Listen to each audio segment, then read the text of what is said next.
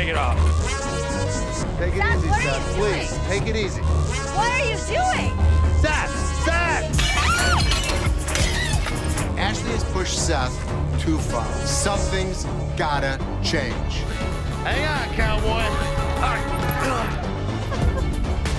Oops, fire. Ladies and gentlemen, hold on to your seats. In a thrilling episode of Hardcore Pawn, a car in the parking lot finds itself in a rather heated situation. No, we're not exaggerating. You'll see. We were really concerned. Your car's totally on fire right now. Shouldn't we try to get a hose over there? It's right underneath those power lines, which is our power lines. It's burning so bad that it's gonna burn the electrical wires. We call 911. Rich is directing traffic. It was right next to our power lines. What are we supposed to do? Isn't that a chaotic scene that feels right out of an action movie? However, in the middle of all the frenzy, check out this guy. You won't want to miss this. As his car's in flames, this guy is pulling out his fire helmet, his fire jacket, fire equipment. I'm thinking, what the is going on? All right, dude, this thing's starting to go. Now we got to come up with another plan. And that's going to cut up those power lines. Les, it's time to act. That fire could get worse. How about grabbing your phone and dialing 911? You know, to keep things safe and sound. Makes you wonder what these guys go through. He's inside of the hood like it's nothing at all. Because of the wonderful effort, the Detroit Fire Department, they saved the day. There's a recall on that car, and I haven't taken it in yet. You were stupid. You were stupid. That was a bad day for not taking your car for a recall. The toilet. All right, who's in the mood to take a big dump?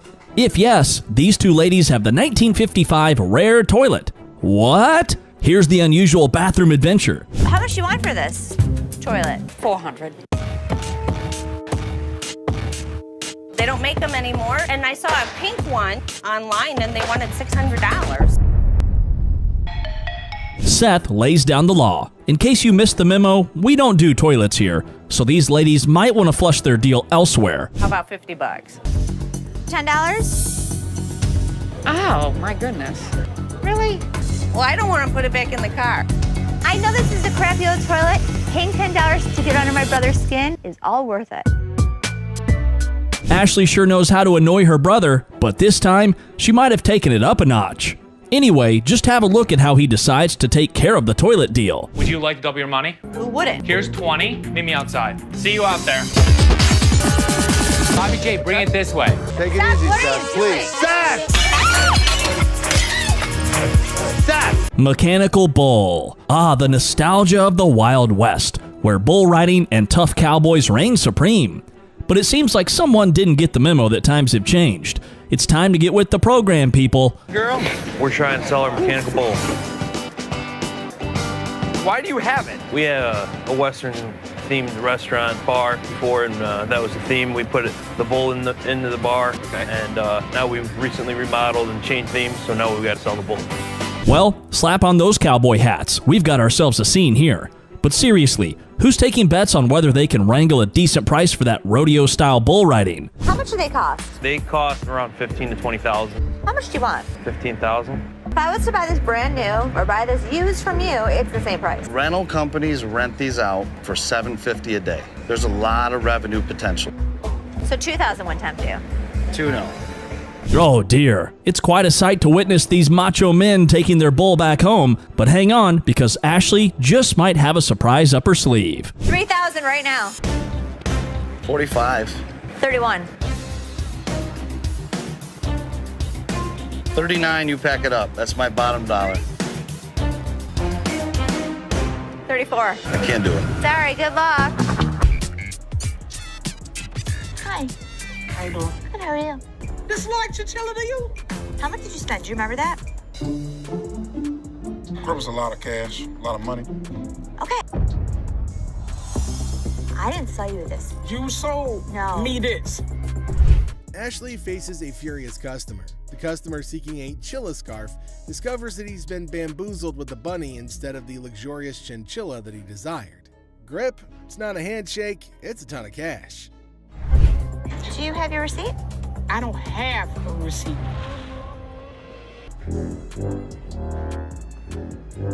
Man, you sold me this bull for real. I ain't leaving here until I get my damn money back. Money right there. I wish this bunny would just... See this? Look at it. It's flying through the... As the drama unfolds, Ashley denies the accusation, stating the Chilla is actually a bunny. Now the customer's girlfriend confirms the fluff faux pas, tossing the rabbit back. The receipt? It's apparently tucked in a peculiar location. Look at that. Ain't nothing chinchilla about it. I want my money now. It's time to go, sweetheart. All right, you can take that home if you want to. But I want my money, that's all. Have a good day. That was nice on you. Whatever, man. Around your neck. That's some old ass. Amidst the chaos, the customer adamantly demands a refund while comparing the bunny to Bugs Bunny. Now Ashley remains unfazed, suggesting the bunny be taken home as a consolation prize, but the customer's not having any of it. This bunny's not hopping away from the dispute.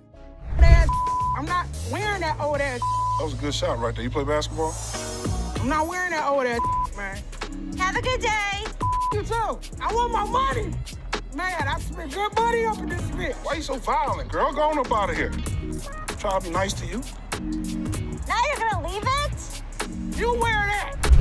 In a final showdown, Tippers Flair and Ashley bids adieu to the irate customer, but not without some sass and a failed attempt to pawn off an old scarf. The customer exits empty-handed but full of fury, leaving Ashley to ponder the quirks of pawnshop life. Ashley reveals that she is the manager, leading to a heated exchange. The customer insists on $500, using forceful language, but Ashley stands firm, refusing to tolerate demands. As tensions rise, the customer becomes more aggressive, threatening and claiming that they won't leave without the desired amount. Now Ashley remains steadfast, emphasizing that they're not welcome back. The situation escalates, setting the stage for a dramatic exit. Okay, I've seen your wife. Listen, mother, there's two things you don't talk about. What's that? My wife and my family. Oh, Now, here's the deal. For a moment, we thought, Go. Two of you. Here's the deal. Get out of here. Two of you. I'll hurt you guys so bad. Sure you will. Better get in the front. Sure you will. in a final showdown, Les lays down the law. With no patience left, he kicks the disrespectful customers out, warning them of dire consequences if they return. Les reveals his savage side, making it clear that disrespecting his family won't be tolerated under any circumstances. Hello, how are you doing today? I'm good. How are you, sir? That's good. I want to pound this TV. I can go 100. Excuse me? So here's a guy who wants $400 on a $200 TV. What the is he thinking? People can help me move my stuff back in my mother's house. 100 is not going to do, sir. I need more than that.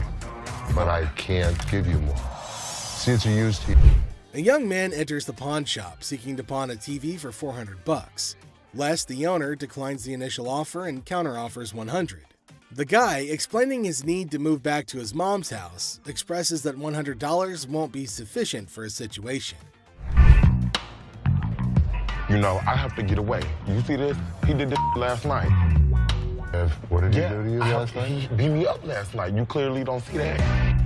See, you know what? You about to cause me to lose my mother temper. I try to give him the benefit of the doubt. I thought he had nice skin. He didn't have any bruises on him.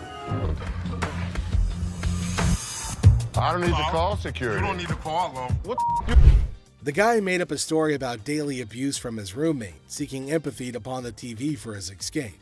Les remained skeptical, noting the absence of visible bruises, praising the boy's clear skin. In response, the boy, feeling cornered, requests the involvement of security, hinting at a potential dramatic turn of events. you gonna do? What, you from Africa? Oh, okay. Anyway, like I said, can you give me the 400 you paid? We sell them for $200. Hold on. Y'all. Thank so much. Fred. Have a nice day. You. Thank you. You better lucky I'm gonna throw this big mother at. Up. Where is my key? Les, trying to find a middle ground, offers $125, but the boy declines and insists on calling the guards. Les, unfazed, reveals the presence of the guard behind the boy. The situation ends with the boy taking the TV and leaving the pawn shop without the need for additional security intervention. So how about your fat ass take it out? You work here, ain't you getting paid to do this? I look like a butler to you. I don't give a my gonna come in here and get this motherfucker. You better. His big ass gonna beat your little ass, fat bitch. Hit me with army. Motherfucker, come from behind this counter. A tense situation arises as a black woman directs angry shouts at a guard. The guard, responding defensively, questions her, asking if he appears to be a butler in a moment of unexpected confrontation. You get back there. So big ass on my way.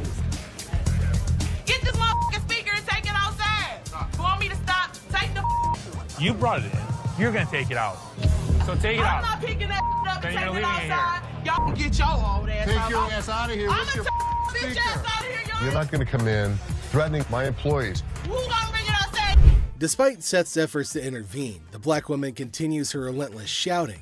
Even another guard struggles to remove her. Suddenly, she notices Les, the owner, standing behind her.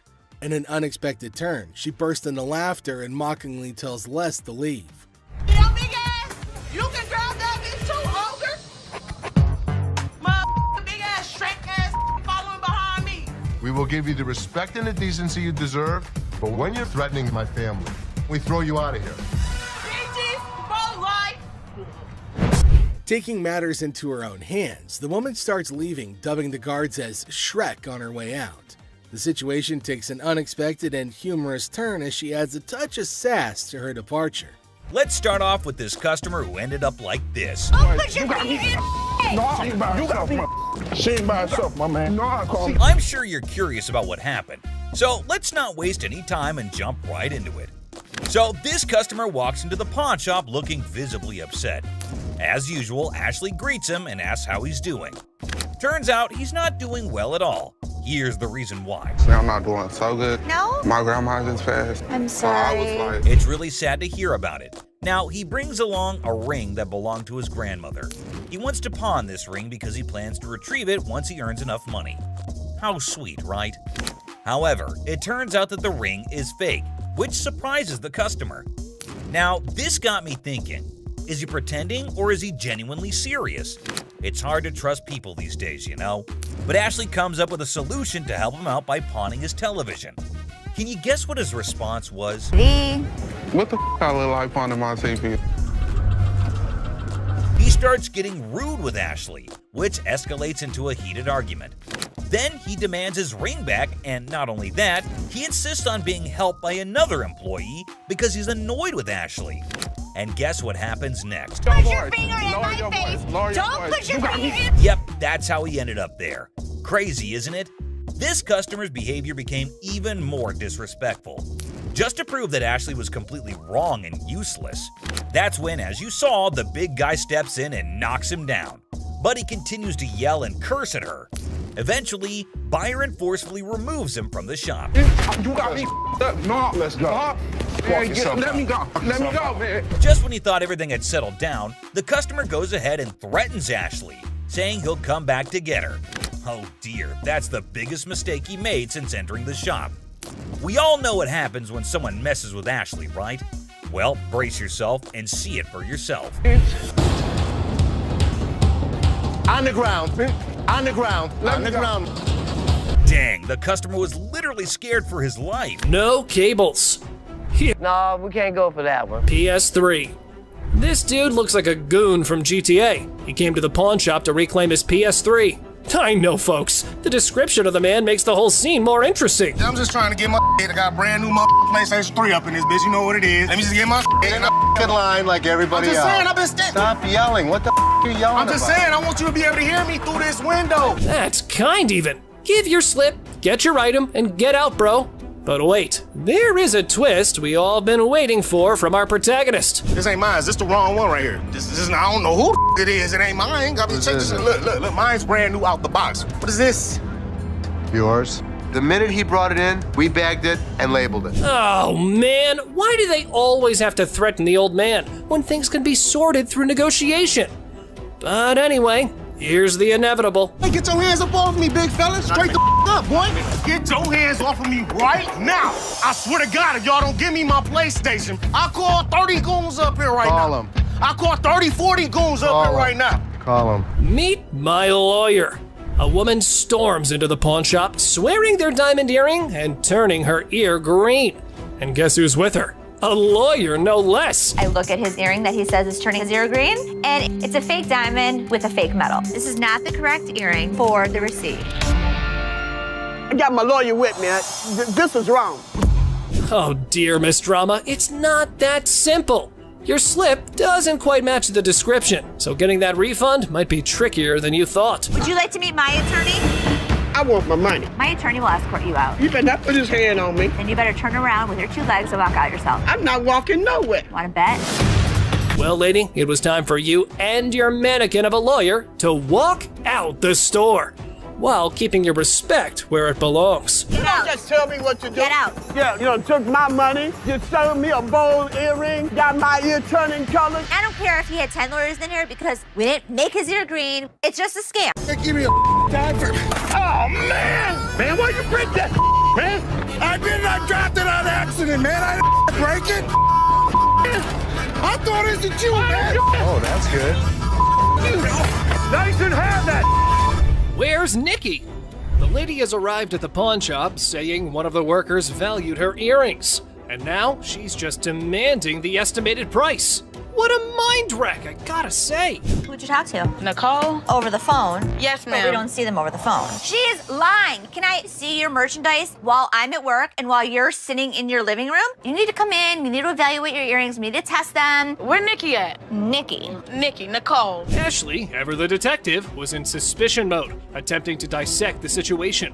However, the customer's reaction swiftly threw a wrench into her gears. Listen, it's real diamonds. All I know is I need my 400. I'm looking at the diamonds, and I know right off the bat the weight is just not gonna make it. I can do 185. So what you're saying is you're not gonna give me that $400, right? No, I'm not, and you're not gonna come in here demanding money from me. Yes, I am, because that's what I called for. Well, it appears our lady has raised some eyebrows about her sanity.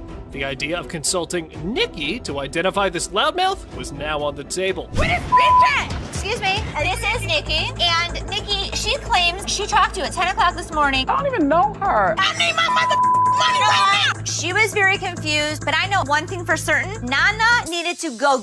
Next up, we got this interesting thing that you'd never expect at a pawn shop. The guy just pulled in the parking lot with a boat he wants to sell. So Chum and I... Yes, it's a freaking boat!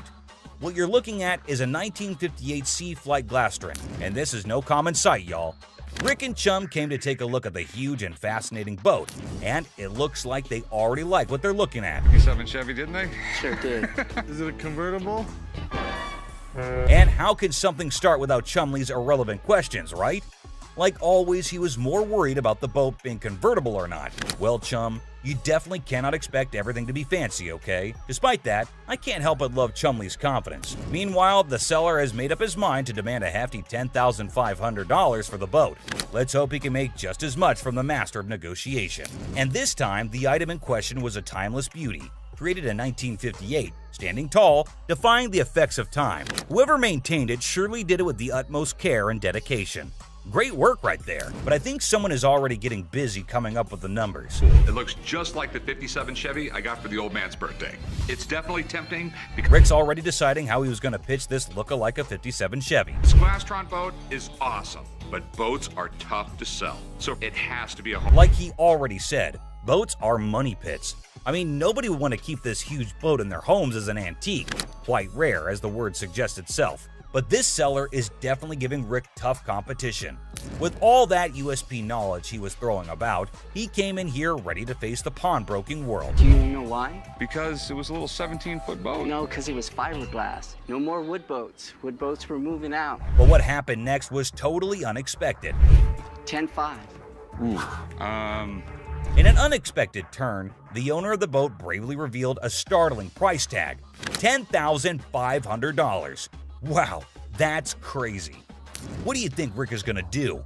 Will he buy it or break it? I don't even want to make you an offer. There's too much work that's got to be done for me to make anything. Did you see that? Rick didn't even make an attempt to convince the donor to accept a lesser price. But that's exactly what the show is all about, expecting the unexpected. But you cannot miss this museum piece that just made its entry into the shop today. A man brought in an ancient coin, a portrait of Julius Caesar from the month before he was assassinated. Well, I have a coin here. It's a portrait coin of Julius Caesar from the month before he got assassinated. But before that, quick history lesson. Did you know Caesar was the first living person to be depicted on Roman currency? Back then, this honor was only reserved for the gods, so you can imagine Caesar's position in the society. So you know that having him on a coin is quite exclusive, and any historical coin collector would be yearning to get their hands on this coin. Would do what was necessary to preserve the Republic. Okay, and no matter what he did in office, Rick was taken in by the intriguing offer, and his sincerity came through, creating a favorable environment for a possible deal. Rick, though, sticks to his strategy since he was logical, As you know, the man is a smart specialist who always seeks professional advice before taking major action. But let's see what the price on offer is. How much were you looking to get out of it? I want $4,400, please.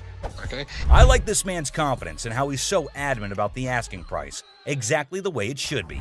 The style is correct. Everything is right. Okay. It's perfectly genuine.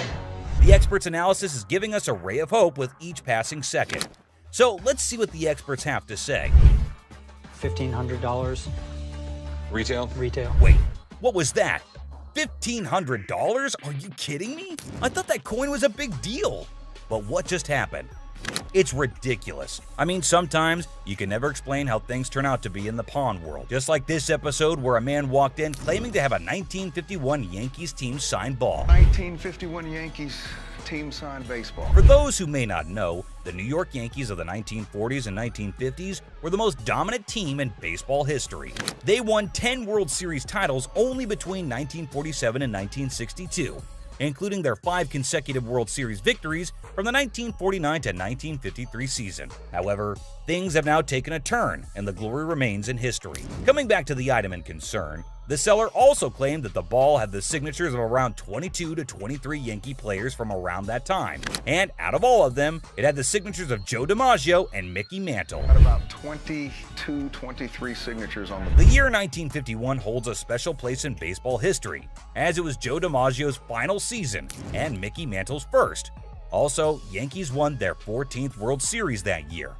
Buckle up, because this episode is sure to amaze you. My grandfather went to a game in 1951 with my mother and received The seller said that it was his grandfather who managed to get this iconic baseball.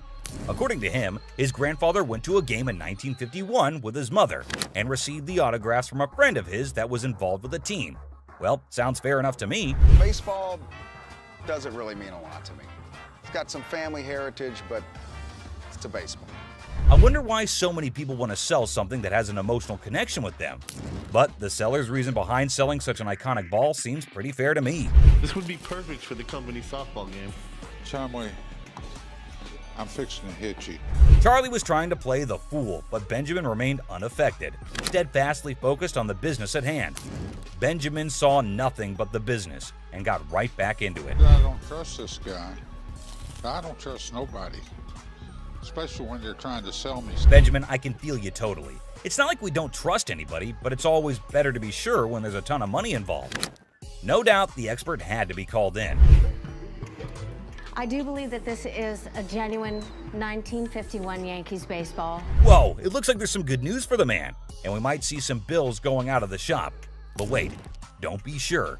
You never know when the deal goes south. I think $3,000 is a reasonable amount for the ball. With audacity that leaves me breathless, a staggering demand of $3,000 was quoted for the ball. And it's quite obvious as well. After all the authentication and the proof, anyone would ask for that kind of money. They fired about $800. But wait, what? Benjamin just quoted $800? That's it? No one would sell it for that much, Benjamin. But he was in this business before most of us, and I assume he'd know better. So these were some of the times deals got out of hand on Pawn Stars. So which one of these intrigued you the most? Let us know in the comments down below. And don't forget to subscribe for more such videos. And I'll see you in the next one. Until next time, guys.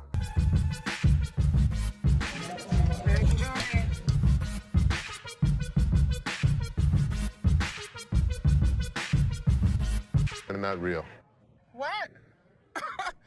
No, these is real. Look, when you holding up to the light, bing, you hear that? Bing, that's the diamond sound. Don't you think I would offer you money for them? No, I know what this is. Why your big ass standing here? What the you want? So you can give me my $300. Whatever, Tomei, my ass haters. Haters. Bye. Have a nice day. The next customer is a lady with diamonds from her fiance, or so she thinks. Les breaks the bad news to the lady, but she's got a hard time accepting the facts. Hello. Hi. Can I help you? If I'm trying to pawn this, 35 millimeter, right? yeah, How much are you looking for? just about $30. Got my baby's birthday coming up and just need a couple of extra dollars to help out. Stuff situated for him. What do you have planned? For his birthday? A birthday party, you know, cake, ice cream. To try and get money from us. And the kid ratted her out saying, yeah, my birthday's in 2 months. There's a little bit of time you have before then to come back and hopefully have something of value. And I really would have appreciated any little thing that you could have gave me. 10 years ago. This is some bull because y'all could have took this camera. You could have gave me $30. The innocence of a child didn't allow this woman to cash in on her worthless camera. She was pretty shocked her lies didn't work on Seth. How are you? How are you today? Good. What you got? My bracelet on my phone. My baby daddy gave it to me. It would be so mad. Curtain tiebacks. What are you telling me? You know this isn't real. What do you mean it's not real? Well, it's a real bracelet. You know what? It's a real. Listen. Okay, fine. You're probably Don't right. trip, okay? Don't trip. I'm about to call him right now. Sometimes people get presents, and sometimes when they get their presents, the people that give it to them tell them a lie. He said this bracelet costs $500. It would be more What are you talking about? He's lying to you. Baby, did you give me some fake gold? Did you give me some fake gold? Really? Did you give me fake gold? This ain't love, baby. You said you was gonna marry me one day. Okay. Have a very nice day. Thank you. Man, this. What the is you talking about? Have a nice day. I have a nice day when Okay, you then give me don't some have nice a- service. Right? You know what, y'all? I'm about to take it to a real jewelry store that knows something. That's what I'm gonna do. The amount of men who give their women fake jewelry in Detroit is absolutely crazy. This woman is shocked, betrayed, and angry when she learns the real value of her jewelry. Hey, I was wondering what you could get me on a loan for the PS3. We're on a mission now, a real mission, to get my brother out of jail. All of a sudden, the cop just stopped us because one of our lights were off in the back of our brake. Bond is $300. I got $150, and now I'm here. Ended up with his brother trying to sell his video game system on his games and the controller. See what we could do with that. 95. Suppose I get to 100 for you. 100, mama. I can't. 100. I normally would have given $80 on this game unit. I went $15 over, and that wasn't even good enough. But too bad I couldn't help her out because I wanted to help her. But I hope she can find the money.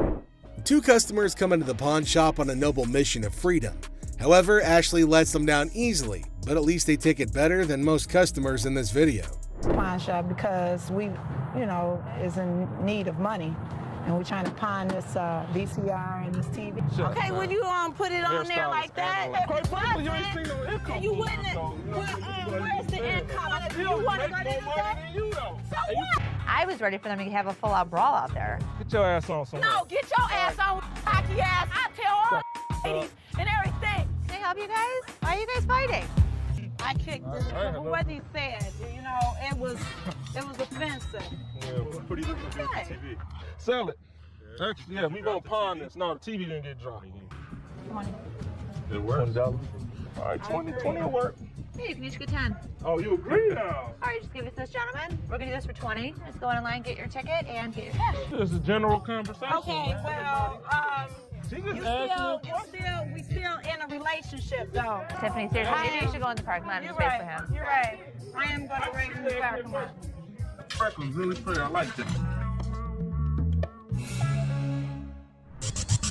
A chaotic couple barely makes it to the pawn shop before smashing one of their items in an argument. The couple is more sad than shocked that they've rendered their items worthless. Hi, how are you? I'm good. How about yourself? Doing all right. I've got a ring I want you to take a look at for me.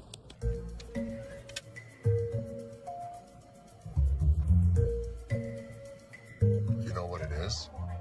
They're diamonds. They're not diamonds. That's cubic zirconium and silver. Okay. I'm not interested. I know what this is. I'm telling you, I can't give you any money for it. I know it has value, and I'm really, really upset right now. So, I've worked for an attorney. I know my rights. Don't touch me. You're an idiot. You're an idiot. Oh yeah. What a gentleman you are. Anybody? Woman, what? Get me out of here. Get away. Get away. 4 times she hit me. Randy, 4 times? Why would I not give her money if it was worth it? I thought you were smiling when she was doing that. This woman can't believe her diamonds are actually not diamonds. If you like seeing angry senior citizens, then this grandma's got you covered like a quilt. So, I'm here to sell my yays and stuff. Okay. Cartier. I paid $5,300. For these? Yeah, I overpaid. They're fashion designer glasses. Really cool gold diamonds. For those particular frames, there's a huge demand, but not for that price. How much you want for these? The lowest I'll take probably like 40 for it. All right, give me 35. You give me 35? 1,000. What you mean? You making too much money now.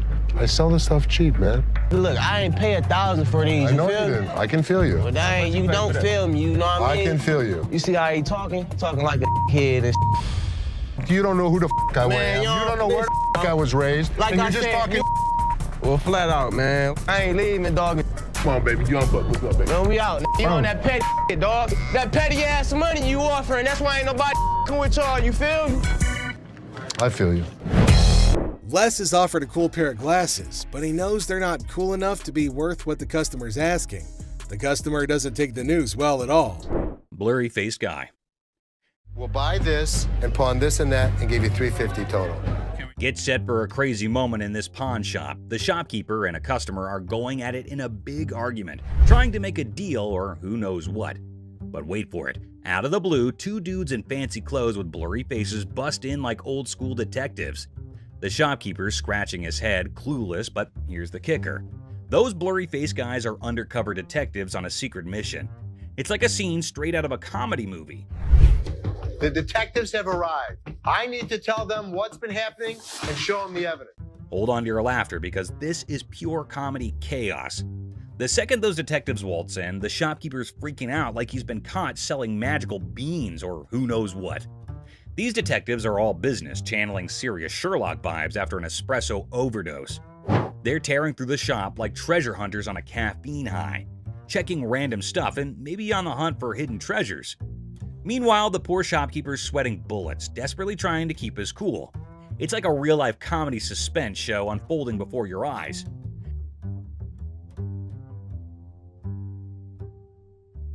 Get ready for the wild ride of the century. These detectives, giving their best modern-day Sherlock and Watson vibes, decide to ramp up the drama with technology. It resembles they're on an investigator show marathon watch as they jump into the security camera film. As they replay quick forward and focus on each problematic little hiding spot in the shop, envision some strong, thrilling music playing behind the scenes. An investigator story with an innovative turn will keep you as eager and anxious as ever. Do you think he was working with someone else? If he was, it could be anyone. Well, buckle up for the big reveal. The digital detectives uncover the mastermind. And guess who? It's our buddy Joe. Yep, good old Joe is the culprit behind all the missing stuff. These detectives don't waste a second. They slap handcuffs on Joe quicker than you can say guilty as charged.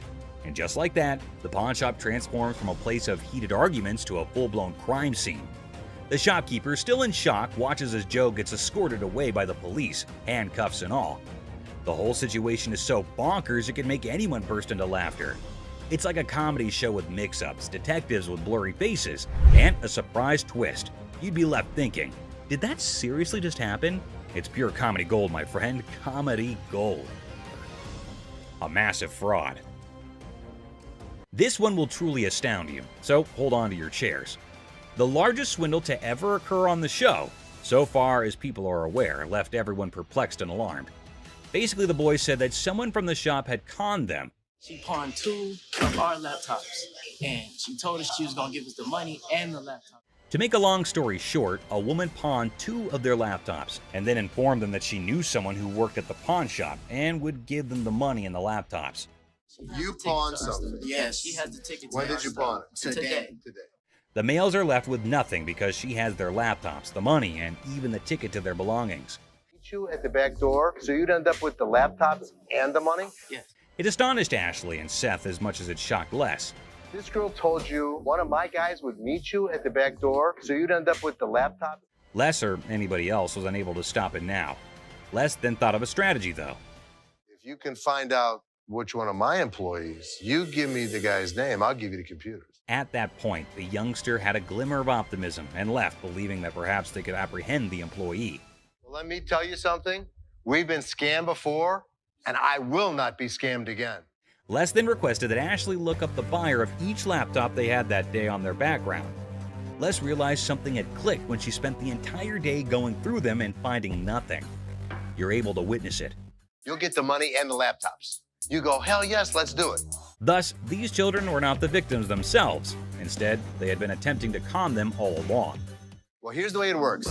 Nobody gets out of pawn without paying for it, and nothing goes out the back door. This time, they weren't duped either, although the kids did cause Ashley and the others a lot of worry during the day. The bag. Imagine this super funny video with a lady who's basically playing the I'm lost in a bag shop game at a crowded mall. So there's this awesome comedian pretending to be her, right? She strolls in like she just landed from Mars, completely clueless. Okay, I went to get my purse back to make my payment. Then, out of the blue, she locks eyes with a black bag, and boom! She's convinced it's her long-lost twin, with a mix of determination and total confusion. That's my purse right there. That one right there, the black one. So I want to know why it's out there. She marches over to the lady in charge, ready to solve the mystery of the twin bags. It's like a comedy treasure hunt in a bag store, and you're in for a hilarious ride. Get ready to laugh your socks off. Here's the money. I want the purse. That bag was never in pawn. Now get this, the shopkeeper, a comedic genius with timing that's spot on, coolly spills the beans. She says, hey, this bag's not yours. But oh no, our lady on a mission won't back down. That's not your purse. How do you know it's not my purse? Because that purse has been out there. Let me see it. With this epic confidence, she declares, no way, this bag and I go way back. They're like childhood buddies. And here's the best part. You want to buy it? I just want to look at it and make sure it's not mine. She throws down the ultimate challenge. Bet you this bag, if it's not mine, I'll hand it over. But trust me, it's practically family. It's like a comedy duel in a bag shop, and you won't believe how hilarious it gets. Oh my God. Get your hands on. Meet Cam, the scene stealer of the century. Picture this, chaos in the bag shop, and here comes Cam, our superhero security guard. He's like, hold my coffee, and smoothly escorts the determined bag enthusiast off the counter. Have a nice day. Let's go. Walk yourself out, yo. You. Walk yourself. But wait, she's clinging to her bag like it's a ticket to a comedy show. The laughs hit the roof as Cam keeps his poker face while chaos reigns. This video's a comedy roller coaster. And Cam, the unsung hero, it's a laugh-out-loud male adventure that you don't want to miss. Go to see with that pole, right? Go. Bitch, go where you got to go. I'm gonna kick your ass. You wait. Sign of free cash. I was trying to find out because your sign is saying that I can get 30 days. In the pawn shop sitcom, the worker dazzles the customer with the prospect of a 30-day cash fiesta. The seller, with a classic "How can I help you" line, unwittingly opens the door to financial freedom hilarity. It's a tale of interest-free loans, dollar storage fees, and a comedy of errors that promises 30 days of pawn shop shenanigans. But that's not what the your sign is saying. Misreading it. No, you're misreading it. The customer attempts a 30-day free cash caper, armed with a misinterpreted sign. The seller, caught in the crossfire, insists it's an interest-free loan bonanza, not a free cash party. Cue the comedic chaos as the customer points fingers, and the pawn shop sign becomes the unintentional star of a sitcom episode gone haywire. I need my cash. It says it right here. Free cash. The customer demands free cash like a rock star on tour. The seller, armed with the reality of interest-free loans, faces a barrage of demands. The customer, teetering on the edge of pawn pandemonium, enlists a surprise ally, a sassy woman who jumps in the scene like a comedy superhero. Cue the applause for this unexpected twist in the cash crusade.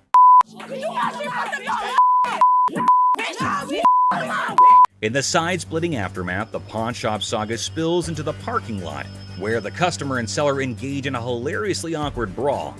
Amidst a flurry of ass cracks and elbows, the spectacle unfolds, leaving the bystanders in stitches. The door slams and the customer vows a dramatic return with an unforgettable "I'll be back" exit line. Comedy gold in the pawn shop arena. Antique computers. Got some equipment here. Yeah. We need some money. We're going to out west. In the pawn shop time machine, two hunters strut in with ancient computer relics. The seller, bewildered by their outdated tech, questions if they're stuck in the 80s. The hunters, claiming they've wiped out all of Michigan's deer, aim for a whopping $900. So how much are you looking for? About $900. The price tag triggers more shock than a retro computer's boot up sound. What I can offer you is $0. Comedy sequel, the Hunters scoff at the initial offer of $0 for their ancient artifacts. The Hunters, expecting treasure, get a lesson in antique appraisal, leaving the shop echoing with laughter and $0 dreams. Wonderful. Thank you so much. You too. In the aftermath of the failed computer barter, the Hunters dropped to an $800 offer, met with a swift and resounding $0 from the pawn shop. ZZ Top, mistaken for Detroit's antique appraisers, exits empty-handed. The seller consoles himself with a printer sacrifice to the dumpster gods. I thought it was you, man. Oh, that's good. Ending the scene with a comedic crash and a touch of musical confusion. You people. Plump man. In Hardcore Pawn, Les Gold faces off with a cheerful, plump customer aiming to sell a watch for his wife's anniversary. Les, ever witty, discovers it's their anniversary too. The old man deadpans 25 years, prompting Les to hilariously inquire, "How many happy years, man?" Laughter ensues in this pawn shop comedy. Too bad the shopkeeper shuts it down quicker than a bad punchline, not willing to spend a dime on what he thinks is a phony watch. Talk about a comedy of errors in the pawn shop. It's fake. I'm not interested in it. Let me see what you got in watches and take. Now brace yourself for the ultimate comedy meltdown. Our plum seller cranks up the chaos meter, throwing wild threats about the shopkeeper's wife and claiming he's seen her somewhere. You're married, right? I am. This triggers the shopkeeper, turning the whole scene into a chaotic carnival. There's two things you don't talk about. What's that? My wife and my family. In the blink of an eye, security guards swoop in, snatch our hefty hero, and give him the grand exit, escorting him out like the star of an unexpected sitcom. Guess what? Our main guy, kicked out of the shop like a party crasher, hits the street with a style only he can pull off. It's like a comedy buffet that'll have you grinning like you just discovered the ultimate joke. Get ready for hilarious adventure. Need help? Video, there's this super hyper dude who charges into a shop, making a fuss like it's the biggest emergency. And get this, he decides a random table is his new chill zone. No rules, no worries, just pure wackiness. Get ready to laugh your socks off. Get a load of this to hit the road. But guess what? He's on a whole different planet. Watches. Get ready to giggle. So there's this new lady in the shop who's decided to be a rebel. She goes all sneaky and puts the shop's watches up for sale online without telling, confidently struts away, leaving the staff scratching their heads like, did that just happen? It's a hilarious roller coaster and you won't stop laughing. You weren't as big of a bitch. I was wrong. Excuse me? Get the out of here. Get set to lol. This funny video is like a crazy ride with surprises, silliness, and a hint of madness that'll have you laughing without a pause. The twists and turns make it a hilarious and chaotic experience for anyone lucky enough to catch the shop's wild antics. Brace yourself for a good laugh as you watch the madness unfold in the side-splitting comedy script style video. What did she say? That I am the bitch. Get the out of here. Penny pincher. Get ready to chuckle. This hilarious video is all about a super energetic girl trying to convince her super penny pincher dad to hire more security for their shop. She's all passionate like, "Dad, we need extra protection." But oh boy, her dad's like, "Nah, that's just throwing money away." Adding an extra night security guard is an expense we don't need. Dad, I just don't understand. The funniest part? When the argument gets so wild, the girl pretends to be super angry and storms out of the room. It's silly, it's amusing, and you'll be laughing your socks off at their crazy fight. Every single time I have an idea and I bring it to your attention, he then has to walk in.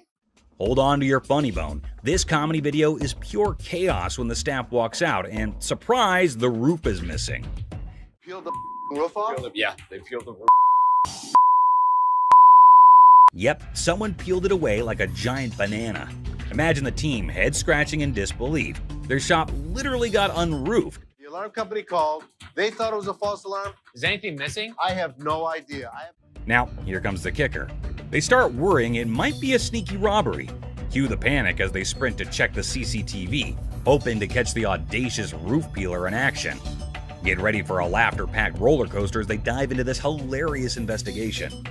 Get ready to laugh in this super funny video. They got 2 guys. So they get through the internet room, jump in. The staff at a quirky shop freaks out when they find out someone peeled off the roof for a supposed robbery. Total chaos, right? So they go all detective and check the CCTV footage. But wait for it. Turns out, not 1, not 2, but 3 guys break in. And here's the kicker. Looks like they grabbed the coat right there and then out. So these guys could have been part of a 3-man team. One of them ends up hiding inside the fridge. It's like a comedy show gone wild, leaving the staff scratching their heads and everyone else in stitches. You won't believe the crazy twist in this comical caper. We got broken into last night. Took it for a coat and ran out. I told you that security should have been here at night. Stolen microphone. The seller, baffled, asked when they were taken off the rack. It's a funny scene of concert chaos turned into a pawn shop jackpot, where microphones become rock star souvenirs, and the friend is the accidental hero of the day. Microphones I picked up from a concert last night. The person insists the microphones were flung into the concert crowd, a spontaneous catch. The seller, eyebrows raised, gets an unexpected call from American Jewelry about missing microphones. It's a classic mix-up where concert souvenirs turn into an unintentional pawn shop investigation, leaving everyone wondering how the microphones took an unexpected detour. I'm from American Jewelry. I have a gentleman down here. Oh. How you guys doing? Good. Got some equipment here. Yeah. We need some money. We're going to out west. We killed all the deer in Michigan, so we got to go out for bigger and better stuff. In this thrilling episode, Les and Seth face 2 grizzled sellers with Santa beards armed with ancient computers. Claiming that they hunted all the deer in Michigan, they demand $900 to head out west. Les, skeptical and slightly amused, offers a resounding 0, much to their disbelief. I thought that they were kidding. The last time I saw one of these computers was in the 80s. To be honest, if you, what I can offer you is around here, there's no way we're gonna be able to help this guy out. The sellers persist, insisting on 800, but Les holds firm at 0, triggering their rage. Unfazed, Les declares their items as mere ancient artifacts. Now these guys storm out in disbelief, leaving Les to reflect on the Detroit rock scene, mentioning ZZ Top's enduring presence.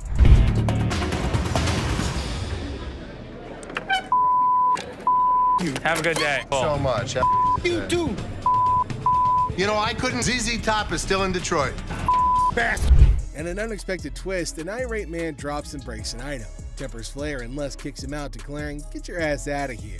Now, their retort is drowned out by Les emphasizing that they're taking care of business. Detroit's toughness showcased in a humorous security job offer. Care of business, baby. So, if you need security job, you come and see us. People in Detroit are tough. She showed them. You people! Wrapping up the chaos, Les confidently asserts that was taking care of business, baby. Now he cheekily invites anyone needing security in Detroit to come their way. The scene ends with Les asserting Detroit's toughness, leaving us all entertained and maybe questioning our own security needs. How you doing today? Hey, man, I got a problem with this guy down there. He talking about he want to take these golf clubs because they spoiling. This is Spoiling? Yeah, man. What does that mean? I just seen somebody else bring some golf clubs. These are Spalding, and we don't really necessarily take Spalding. Les encounters a seller who's eager to pawn off his golf set. Now the seller insists that they're gold clothes, which Les corrects as Spalding, not spoiling. Les explains they don't usually take golf clubs, sparking confusion about the brand. What did you want for them? At least 150. I can go $10. $10 for all these clubs? All of them. Dad, let me see a manager, man. Hello? Let me see a manager. That don't make no sense. I'm a manager. You're not no manager, man. This is Joe, the manager. Who, him? You're not gonna give me no crackhead price. No. The seller aims high at $150, but Les offers a mere 10. The seller demands to see the manager, mistaking another employee for one. He refuses Les's crackhead price offer, leading to escalating tension. I can go $10. $10? $10, yeah. You're not gonna play me like no crackhead. Follow me. Don't touch my golf club. You gonna give me my money until I get my money. Amidst the chaos, the seller insists on a manager, accusing them of playing games. Now he's adamant about his $150 demand. Now Les stands firm, asserting it's time to leave without a deal. All he want. I want my 150, I know that much. Now it's time to leave. Get off the furniture. Or what? Bruh, look at you and look at me. Look at him and look at time. Give me my money. That I go. The seller refuses to budge until he gets his $150. Threats fly and Les maintains his stance. The situation escalates as the seller refuses to leave empty-handed, disregarding warnings. And look at the size of me, but you know what? At the end of the day, I ain't scared of nobody. You walk behind me for, cuz? He didn't know anything about golf clubs. What he did know is how to get thrown out of a pawn shop. In the end, the seller's bluster achieves nothing. He exits the shop, defeated and empty-handed. Les reflects humorously on the seller's lack of golf knowledge, but knack for getting ejected from pawn shops. Another day, another bizarre encounter in the pawn world. Seth the dealer greets a man approaching with an earring emergency because his little red Corvette broke down. Classic. Seth in awe asks who he is, but the man's response? A mystery. Well, I guess it's time to cue the Prince theme music. Now you're just No, it makes sense. being a I am being a Yeah, well, because you know. brought in a fake. The truth hits hard like a guitar riff. It's an imitation earring. Seth throws some shade, calling it imitation Prince. The man's defense? Priceless. Seth's patience wanes as the man's excuses fall flat. Comedy? Pure gold. Exactly. Tolerate fake items, bids farewell with a sprinkle of Prince references. The man exits, but the drama's not over yet. Seth senses some mischief brewing. As the man leaves, Seth's parting words a cheeky purple rain nod. Another day at the pawn shop, folks. Now, if you can't help me, bitch, get someone else that can. Do I need to get loud? What you do that for? Your punk ass home, bitch! Watch your punk ass home! You playing my man? Hey, what that electronics at, man? Let's see what you I ran got. out of gas in the damn parking lot. It doesn't matter how much it costs, man. I just need $150. 30.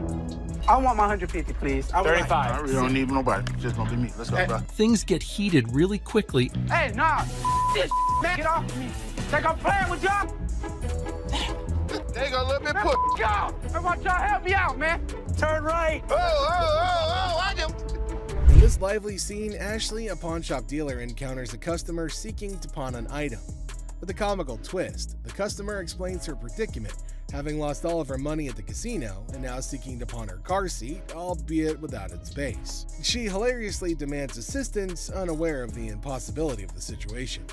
Too heavy to carry. I need the base. Ashley is unable to help her. Have to have the base for it. I know how a car seat goes. Can you Properly? get someone else? Where's the manager?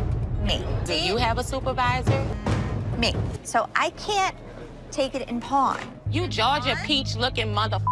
Now, if you can't help me, bitch, get someone else that can. This customer constantly, persistently pleads for help, emphasizing her dilemma.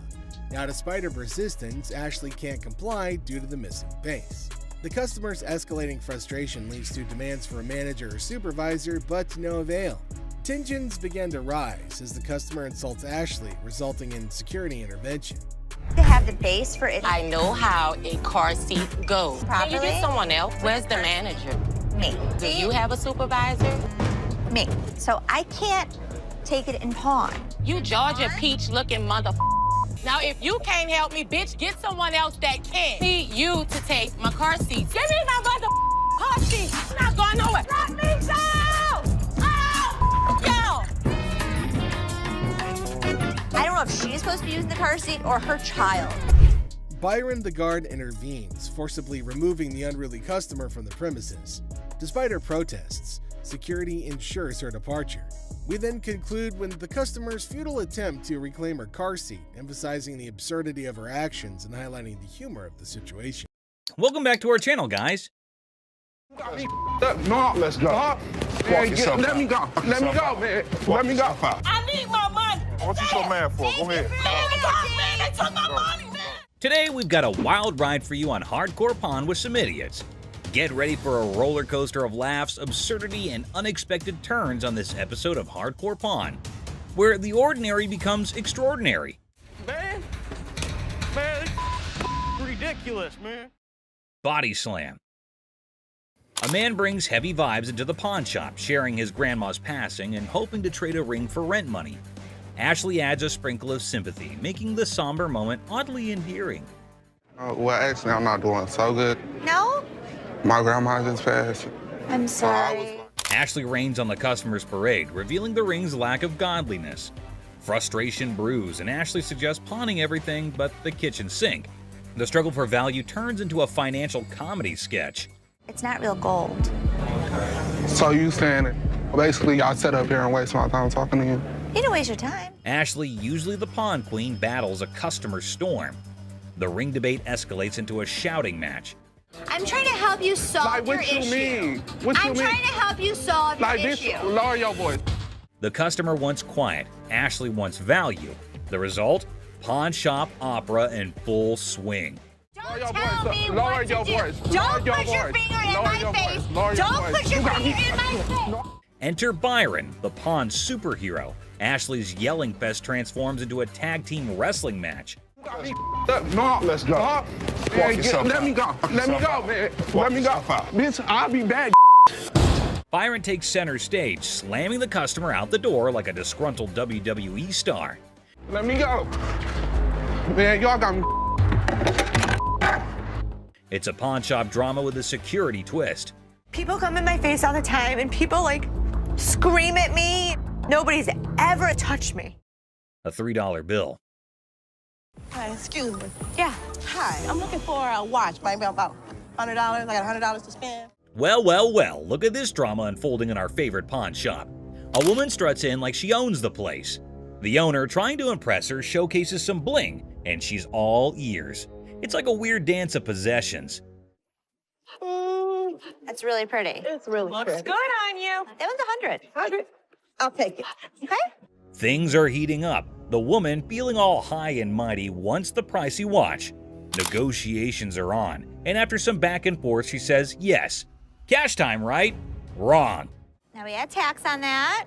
It's gonna be 106. All right. Here. Hold up, the plot twist is here. She pulls out a gift card worth $100 and thinks she's the queen of the Pawn Palace.